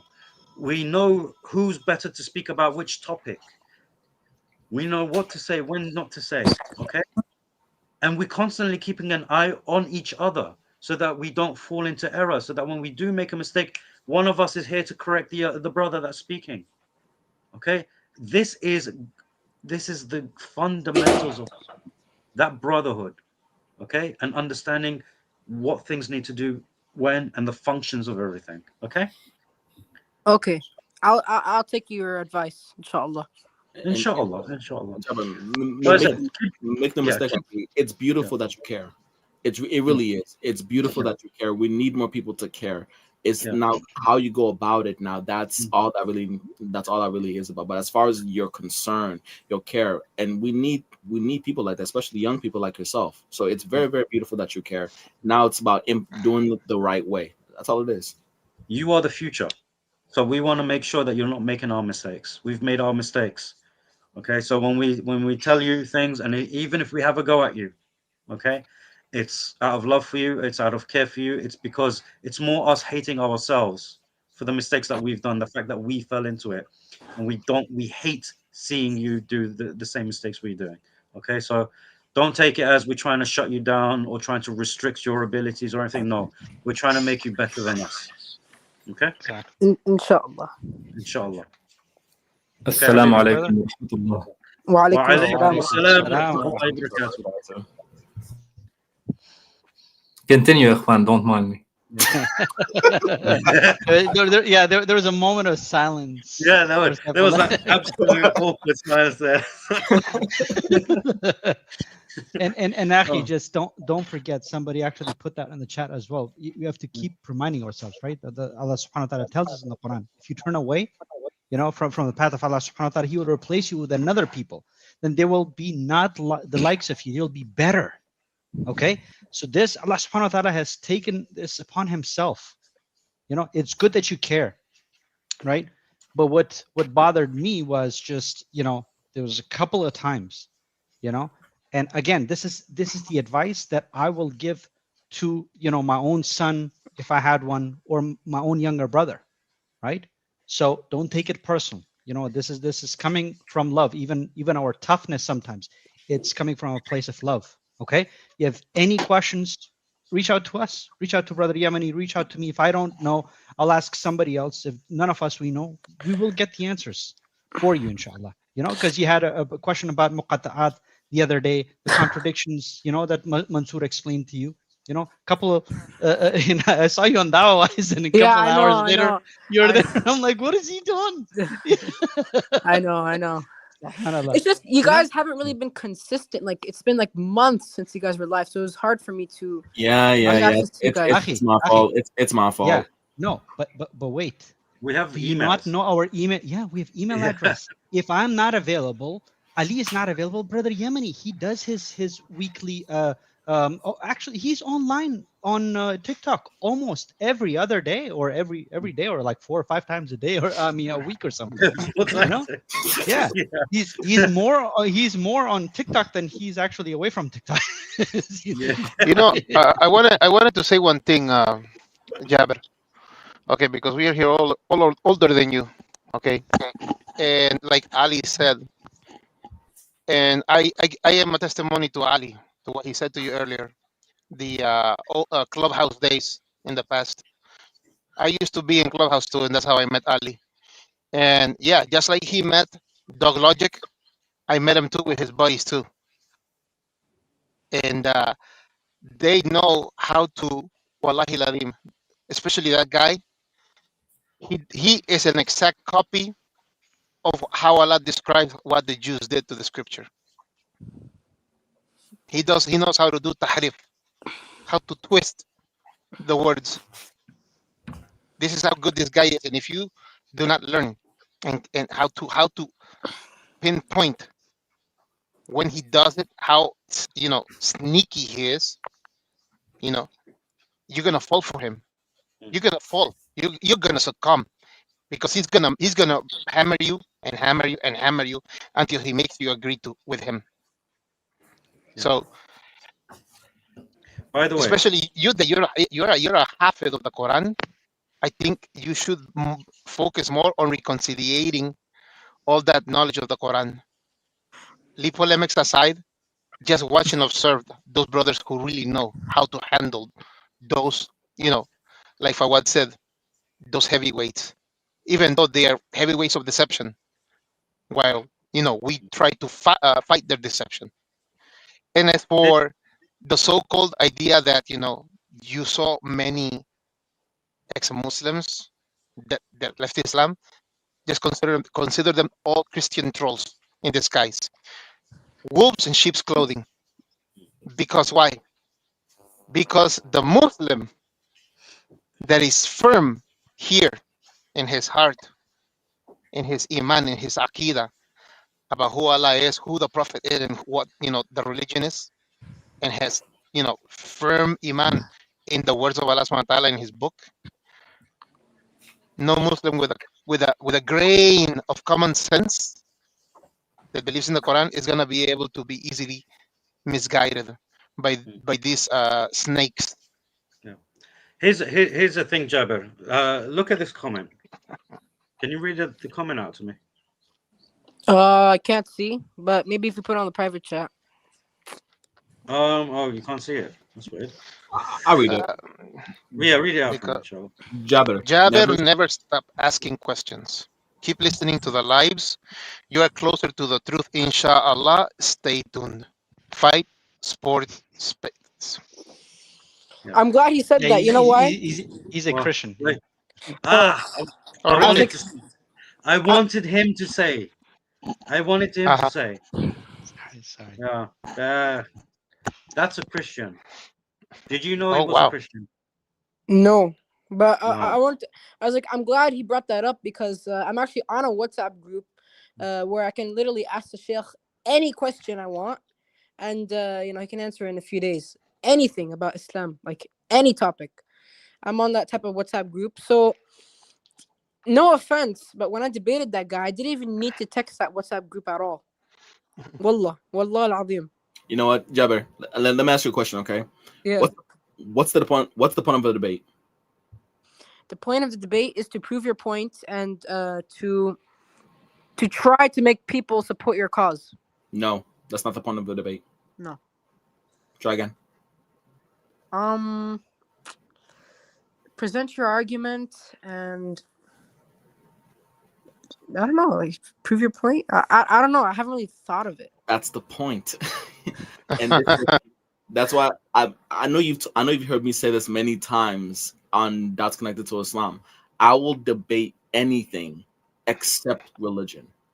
I've been in religious debates before, and I made up my mind because someone challenged me on a debate a while ago. I made up my mind. Never again will I ever debate religion. Everything else, politics, comic books, whatever. I will debate anything except religion. Now, why is that? Because a debate, it's not about it's not really about the truth. It's not. A debate is about winning. A debate is about a debate is about figuring out who is right, not what is right. The whole point of a debate is not even just to be right. It's to have the appearance, the perception of being right, of being the winner. That's why a majority of a debate, it's about presentation and perception. That is the majority of a debate. It depends who is actually doing it. I think it's a bit more nuanced than that because that's what happens in the debate. The debate is structured so that you can present your truth, right? Mm-hmm. So what you consider to be the truth, that's what you're presenting in a formal fashion. And then it is left to the audience to decide who has more compelling evidence for their truth. Right? Exactly. And this is why, unfortunately, this is why I said it, because of reasons like that, it's left to the audience. And it goes in line with why people follow speakers. Because why? People are more likely to believe a confident liar than an insecure truth teller because of white presentation. Because if a debate is about those who are listening, this guy. What's so funny? What is up with people with double names? What's so funny? It's the vocative. King's already shown Yemeni ain't no nothing. So it's just a cheerleader, yeah. Don't worry about it. So here's the thing. Go. Emmanuel, why don't you come up and tell me how you think it went? Explain to me how it went for Sylv. No, I watched your debate with him. You're very respectful, brother Yemeni, alhamdulillah. Wallahi, this is exactly what happened. Like every single time we have any discussions with these guys, you know, and they're like, "Oh, like I cooked you," did you know? But the whole I hate that lingo, the And that's TikTok lingo. I love how that's what it shows, yeah. And when I ask them, okay, tell me how he cooked me. What was the they argument? can't answer. They don't even know. They don't know. Yeah, they don't know. Yeah, and they're Come on, cheerleaders Emmanuel. for people who haven't gone Yeah. to the age of 14. What do you Yeah. expect? And this Emmanuel, when you come up, Emmanuel, if you choose to come up, you won't be talking to all of us. You'll just be talking to me, okay? Because that's the promise I made to all the Christians that come up and explain to me how they think Sylv actually did. Okay. And like I said, you know, you can say what you want, but My I'm not apologies, going I'm going to to take off, inshallah. No worries, inshallah. Inshallah. Walaikum assalam. Yeah. So, unfortunately, there was no debate. There was no debate. It was a discussion, Yusuf. There was no debate. It was a discussion that ended in him rage quitting because he didn't actually know what he was doing. I know. So Jabir, in a sense, I hope you understand exactly what the idea of having a debate is, because a debate, yes, it's about knowledge as well, but it's also really about how you present yourself. Because if you do it in the wrong way, body language matters, all these things matter, even the way how you articulate yourself. If you speak too much, if you speak too little, these are the things that the people that are listening in, the casuals, will mostly go for the appearance of something, the perception. So even though you're trying to explain what you're trying to affirm or your truth, the ones who are listening in, most of them are gonna go by who looks like they won rather than who actually won. Does that make sense? Who scores the points? Yes, it does make sense. Yeah. So here we have Yusuke saying, I understand not going on people like Avery's stream, but what about refuting your average Islamophobe you see in the comments or in real life? Exactly the same, Akhi. Don't think that people like Avery are something special that you treat differently, right? They are Islamophobes like other Islamophobes. You ignore them and you give your dawah. Okay, that's all it is. Right. Let's see. What did Emmanuel say? Emmanuel said something here. Where the hell is his comment? I saw his comment. Did someone mute Emmanuel or something? I can't see his comment anymore. I can't see it either. I have a question for you guys. Oh no, here we go. Here we go. If you don't mind me. No, sorry, give me a second. It was a discussion, but you don't want to answer any questions, SMH. Which question? If the thing is, Which you question have to realize, Emmanuel, this was his argument, so I didn't have to answer questions. He had to prove his case. Okay, I was the one that was asking him the questions for him to prove his case. And when he was asking me questions, he was asking me questions to do his homework for him, to evidence things for him. Right? I'm not going to do that. Right? Because you need to come when you are challenging me to a debate, and then you come on into a discussion where you expect me to do your homework for you. You're just emphasizing why I shouldn't debate you, right? So, like I say, the evidences that I allowed him to bring up, which I allowed him to bring up as much evidence as he, if he didn't rage quit, I would have allowed him to bring more things, but he did not answer my question in the first place. I asked him for a very specific thing that would underline and cement his argument. He didn't do that. Okay. So, like I said, come on, explain to me what you thought of his substance. Okay. If you don't mind me asking one more question. Yeah, okay, go for it. Okay, my question is more about dawah itself. So I noticed you guys are mostly like, how to say, like going through like the details of certain religions, like Christianity and whatnot. But doesn't Allah in the Quran say to speak with the non-Muslims politely and not to be very like you shouldn't go too much into their religion? You should mostly just convey like there's a hadith that says "Ballighu anni walau ayah," you know. Sure. Like, so how do you go like talking about these other religions and whatnot, while we should only be like giving what Islam is really about? That's my question. Well, yeah, fantastic question. This is something that I've taken issue with. for a while that most of us do polemics and mix it with the dawah. Okay, you have to remember, when we are giving dawah to people, it's when we call them to Islam. When we start speaking about their religion, it's part of the polemics. Now, dawah sometimes necessitates polemics, but there's a lot of streams out there where it focuses on the other person's religion, which that's more polemics than it is dawah. Okay, now there is a legitimate reason for this, because of course if you undermine their religion, then they have to find something else, and then you can present Islam, and this is what a lot of the dua do, which is fine. But in terms of like, because at the end of the day, remember, da'wah is the profession of the prophets, and they didn't do that. They only called to Islam. That's the best way to do it, because no one has done it better than the prophets. Okay, we understand in this day and age we do need to do things a little bit different. Everyone has got their style, but if you're calling people to Islam, you need to educate them on what Islam is. And those who disagree with you based on their religion, you can speak about their religion, okay? And you can do it with respect and everything. But in the Quran, when it says to speak with them with in the best way, this is on the condition that they're good to you. Those who are wrongdoers, those who are hostile towards you, you don't owe them any respect.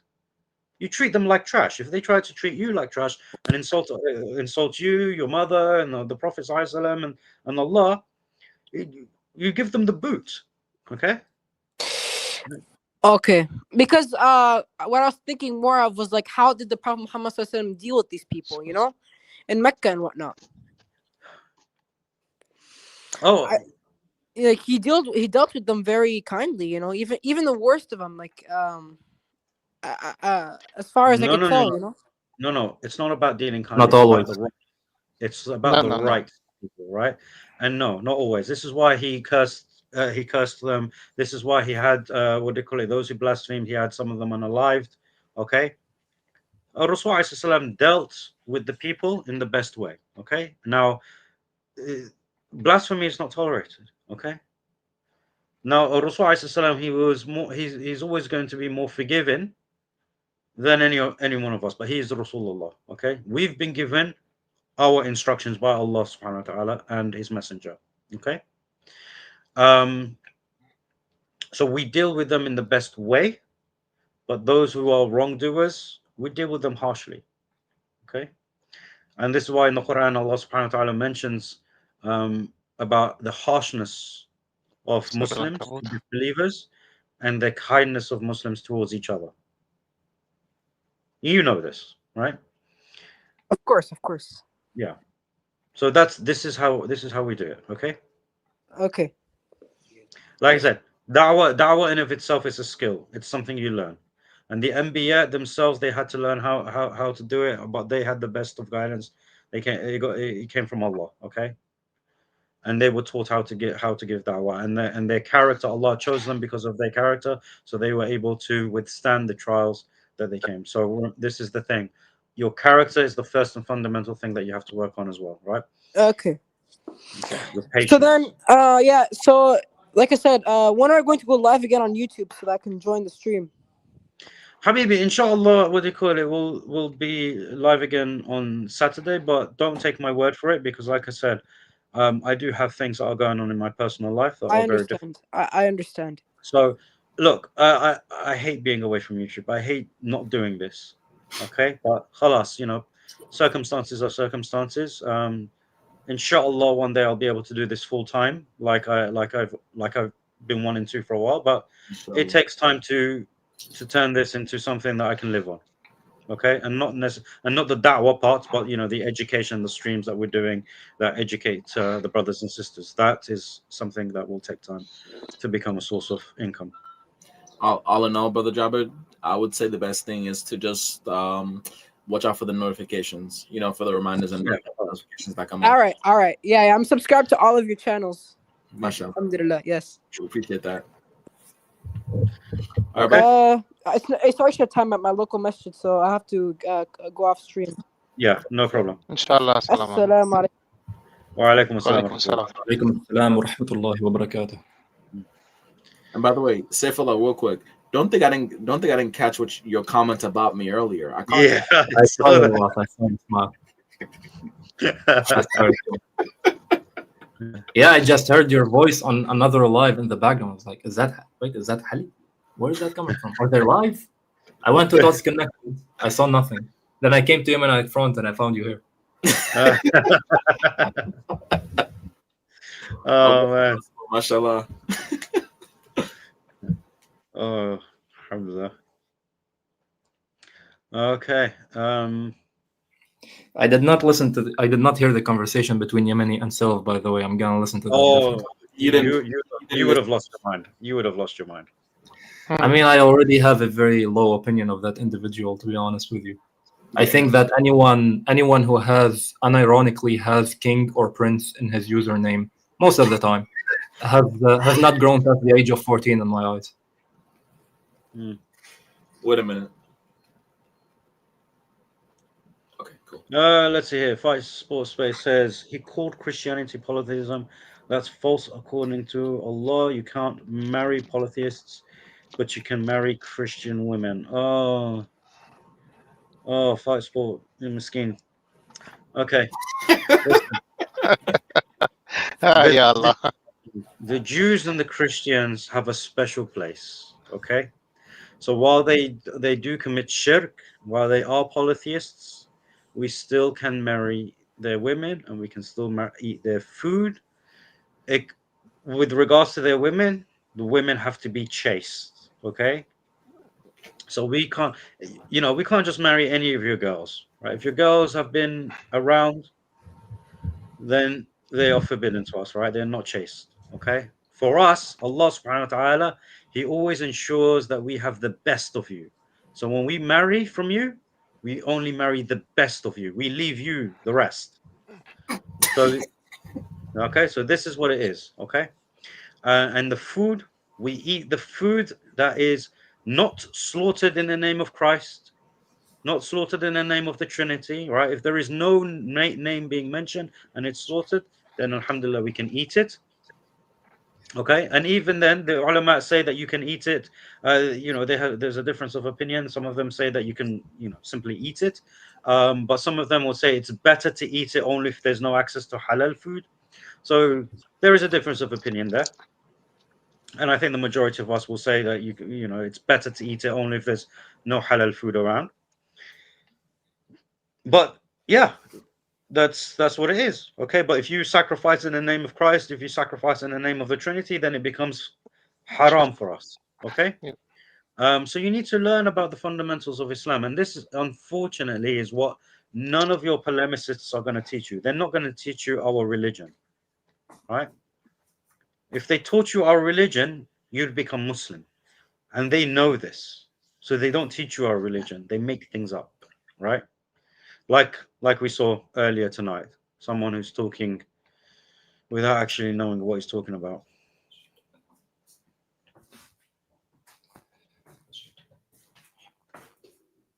So yeah, he told me to learn my deen. By the way, yeah, I mean, this is the thing. But that's the rhetoric that they hear from the others. They'll be like, "Oh, Muslims don't know."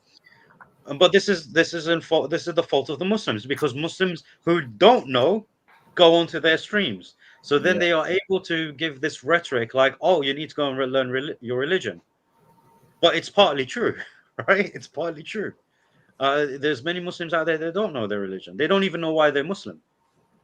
I actually saw a clip of Hamza today. I was scrolling through like the YouTube shorts, and a brother was asking Hamza at Speaker's Corner. He was like, "What's the advice you can give to Muslims?" And he said, "Know why you're a Muslim." Inshallah, I gotta go. Inshallah. Yeah. No worries. Inshallah. Assalamu alaikum wa barakatuh, guys. Wa alaikum assalam wa rahmatullahi wa barakatuh. And this is fantastic advice, right? If you know why you're a Muslim, but then no one can break it down. No one can tell you to go and study your religion, because you know why you're a Muslim because of the knowledge you have attained. Okay. So I kind of go for the more dramatic approach. Not only that. They say, "Oh, why are you Muslim?" I would say because I have no choice but to be Muslim. I'm forced to be Muslim because I like the truth. So if I say I care about the truth, then I have to be Muslim. Nice, I like that. Yeah, yeah. And when learning about Islam, it's not only learn about why you're a Muslim, but also just learn about the different rulings of Islam and the different fields of it. Because there is one thing about these Christian polemicists, it's that on certain areas of Islam or certain fields of Islam, they will have some knowledge, but very, very surface level knowledge. They don't dive deep into the details. But because their cheerleaders and their viewers are completely ignorant, to them they seem like geniuses. And oftentimes they have more knowledge on these fields than layman Muslims, even though again it's very, very surface level. So if you actually take the time to sit down and listen to a lecture that is meant to educate, not to debate, or you read a book on a topic, whether it be the stories of the prophets or aqidah or fiqh, different fields of fiqh, or the seerah, or the science of hadith, or any field in Islam, any field of Islamic sciences, if you actually sit down and actually study it, dive into the details, you will make them look like fools. You know, Akhi, because this guy right now who talked about polytheists and Christians, I guarantee if you ask him what are the different types of shirk, he will have no idea. And many Muslims, if you ask them what are the different types of shirk, they will have no idea. But if you learn about these things, you become like a tank to these people. They will run away from you. Surface level information is truly dangerous. I remember when I was in college, my creative writing teacher, we had an experiment done. He gave us a background information about a particular subject, right? He only gave us 2 sentences. And then he said, write a whole essay based on the 2 sentences of knowledge you have. So we have to make 2 sentences last like a whole paper. So it's all about rephrasing. So essentially you're talking without saying anything. We're just rephrasing the same thing again and again and again in different ways. So little knowledge, and if we recite it, it sounds very, very, it sounds eloquent. Some people can actually make it sound eloquent. Meanwhile, the whole page, you're really just saying 2 sentences worth of information. So little knowledge is truly dangerous. So we will be aware of that. Yeah. So there we go. I don't really have much to say anymore. I think we've essentially got the message across. I mean, those Christians are still gonna say you lost, Akhi. You got baked or something. 100%. But this is why we say, like that's the nature of things, isn't it? The Muslims here, they're going to say I won. The Christians over there are going to say he won. That's what usually happens. But that's, the point here is, what's the reality? The reality is that the guy didn't actually know what he was talking about, which is why he rage quitted. He knew. There was too much pressure. But anyway, khalas. Yeah. I'm gonna need help. I'm gonna need help making shorts out of this because obviously, with my situation and everything, I'm gonna need a little bit of help. So, brothers, what do you call it? If you guys are able to help me out with making shorts of this, because I think it's very instructive. What I did tonight was instructive and different to how I usually do things, but it was also necessary to highlight. Especially when people challenge you to a debate and why you shouldn't debate anyone that comes and challenges you. So do that. If you are able to help me out with the shorts, that would be appreciated because I do want to get these shorts out due to the instructive nature of it and to highlight how badly he did due to his own ignorance. I didn't do anything. It's like literally, I even said to him, "I'm not doing anything." So yeah, that help would be greatly appreciated. No problem. Other than that, I've got nothing more to say, to be honest. Class, that's it. Yeah, خلاص. Saifullah, you have anything that you want to say? No, nothing. May Allah bless you. And yeah. I hope I don't have an aneurysm listening to your conversation with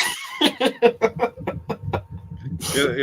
You're gonna message me after Fajr and you'll be like, why did you speak to him? You know what? As an Arab speaker yourself, Oh, Saifullah, I think you might do worse than I did. Because to me, like the whole the Arabic flex. Oh, do you know how to speak Arabic? Do you know how to speak Arabic? Oh no! Oh no! This is what, Yeah, he did that. Okay, you probably know this by now, but this is a massive pet peeve of mine. It's when Arab Yeah, Christians try to flex their knowledge in Arabic. Yeah. Yep. Yeah. So Okay, you might have now- the worst time. Okay, thought I was Muslims gonna in the fall for chat. it. Whenever this is brought up, I always say this. It's like a compulsion at this point. Whenever a Christian Arab tells you he knows Arabic, treat him like someone who doesn't know a lick of Arabic. Christian Arabs, out of all Arabs, including Muslims, atheists, Jews, if they are still there, Christian Jews Arabs are are okay. the least. Yeah, Christian Arabs are the least knowledgeable in Arabic. They have an extremely surface level of the knowledge of the language, even though it's their mother tongue. Very surface level. Jewish Arabs, they're actually quite knowledgeable on the Arabic language. They take their time to study it. Jewish Arabs, atheist Arabs as well, to an extent, though not as much as the Muslims who actually learn it. But the Christians are at the bottom because they don't care about the Arabic language at all. Really, they care more about the French language and the English language, and in some cases Greek. Yeah, exactly. Oh man. The thing is, he's gonna go after he rage quitted. He's gonna go and tell people, "Oh, Yemeni's supposed to be an Arab, and he couldn't read Arabic," not knowing that as soon as he left, I went and read the Arabic. You know, Yemen during Hamza's den when in Avery's live, who was that female Arab speaker? Who was she? Oh, some random. Yeah, I don't know. Literally, because you're asking me like she's supposed to be someone we should know. I don't know. The only reason why is because again you crashed out, so you were responding a lot to the stuff that she was doing. So I don't know. Maybe you're familiar with her somewhat. Don't worry, bro. Like I'm only these people, they're not worth a mention. Okay. Because we hear of them. We hear this floating about and everything. At the end, the only reason I bring that up is it's like I'm literally trying to understand. I'm processing what Saifullah is saying, and they all sound the same. Are you an Arab speaker? I speak Arabic. She did that. She did the same thing too. And of course, on TikTok, you hear it's like it's the same shtick with these guys, and I'm just not noticing it. They feel like they need to flex it, and it's like I'm like, you really don't need to flex anything, man. I hope one of my dreams is for a Christian Arab to try to flex that in front of me. Then I try to test him. I'm gonna hit him with tell me what's the difference between ilm al-bayan and ilm al-badi'. Oh, you know Arabic? Tell me what this means. Man manna min mannin munna min al-mannan. Yeah, I want to be there. That's actually really hard. It's really hard. What are the different types of istithna? If they don't know the answer to that, they cannot give you tafsir of the Quran. Exactly. There's so much. It's like only in the last couple of weeks, actually in the last week alone, when I've been learning more about like certain structures and certain usages of the Arabic language, it just opens up another level of understanding. Yeah. To the Quran. Look, this might be the last thing. I don't know how long you want to go on, but on this topic, we studied Arabic. We studied Arabic in detail, vocabulary, grammar, poetry, whatever you want, over a period of 15 years. You have to in school, yeah. It's natural in the Arab world. We studied for 15 years. A while ago, I was studying it myself alone in a bit more detail, studying also about the grammar and things that, what's the name in English? Linguistic devices and whatnot. And if I tell you, I learned about 10 or 20 things, which is like half of the whole science, that I did not learn in school over 15 years. How much we learned in school, it's a massive quantity what you learn in school, by the way, a massive quantity. and I still found like 10, 20 new lexical devices, linguistic devices that I never even heard of in school. And when you learn about these and you find how many of them are applied in the Quran, it gives you a whole new appreciation of the Quran as well. Yeah. So, subhanallah, wallah, the Quran it's been studied for 1400 years in absolute detail, utilizing the entirety of the Arabic language, and yet we're still discovering more about it. Subhanallah. And then these people come here and be like, Abdul, I know what your Quran says. Habibi. Yeah, miskeen. If you only knew how much of an idiot you sound. Anyway, khas. As what do you call it? As it goes, here end of the lesson. It's been a good life, alhamdulillah. It's been a good life to come back to. Inshallah, of course. When are you guys streaming next, inshallah? We were going to stream on Friday, but the debate it's going to so we got a watch party to go to. But inshallah, worst case scenario, either Saturday or Sunday. And also right after, and this is kind of a shameless plug, but I do have a hit.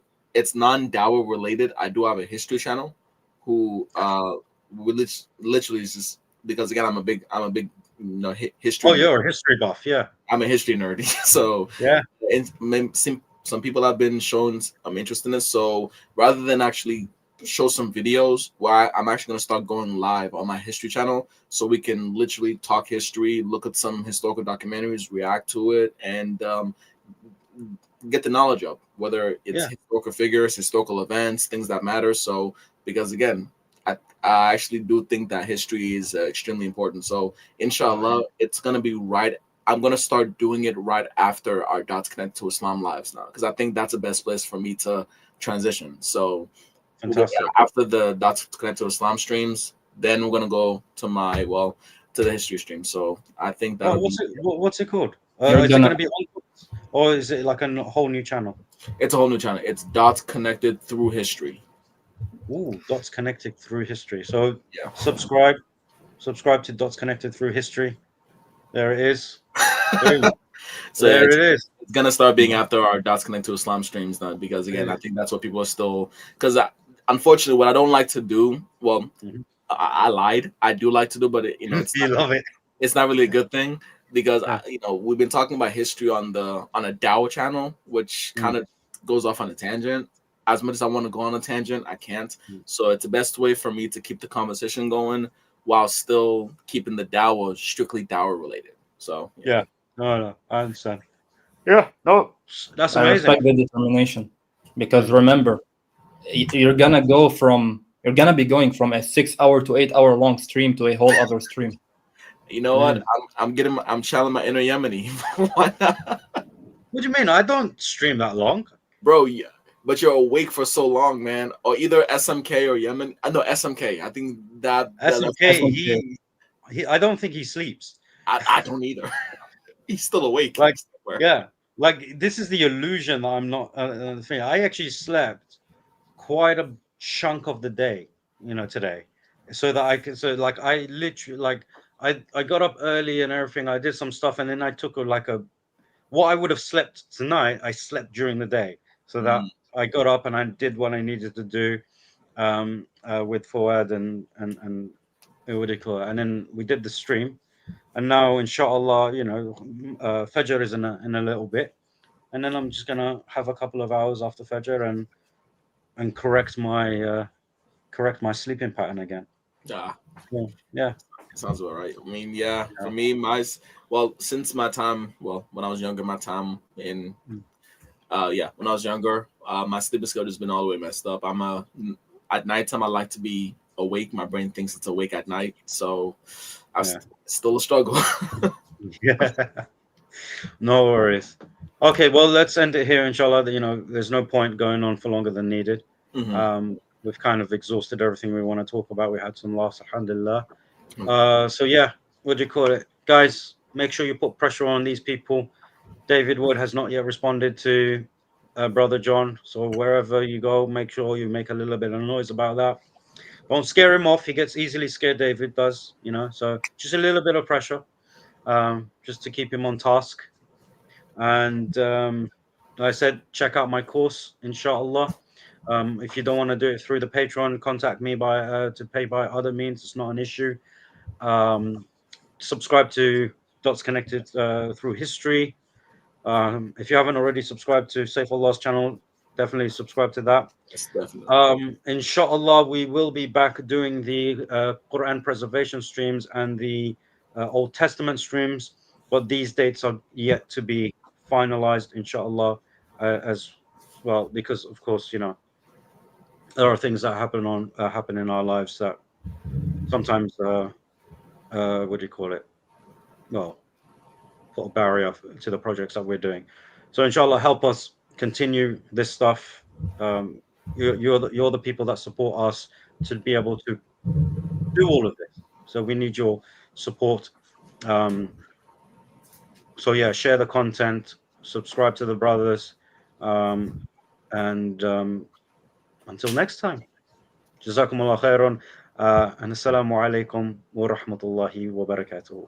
Oh, wait. Oh, here we go. 6 p.m. is when I've organized it for, but like I said, if you guys feel like you want it a bit later, let me know beforehand and I can change the time. It's not an issue, but I do need that to be like from the majority. So if you do want to get in, join in the course, let me know what your preferred times are. I've put it down at 6 p.m. but it is subject to change if needed. Okay. Anyway, yes, weekly on a Wednesday. طيب خلاص. Yeah, so like I said, I didn't thank you guys for actually staying up with me all night. You guys usually come into my streams at like 9 p.m. and everything. You guys have tuned in at 1 a.m. and stayed with me until Fajr. So jazakumullah khairan. I did not expect that at all. I was expecting to talk to 5 people. But yallah, alhamdulillah. Assalamu alaikum wa rahmatullahi wa barakatuh. وعليكم السلام ورحمة الله وبركاته. بسم الله الرحمن الرحيم اقرأ باسم ربك الذي خلق خلق الإنسان من علق اقرأ وربك الأكرم الذي علم بالقلم علم الإنسان ما لم يعلم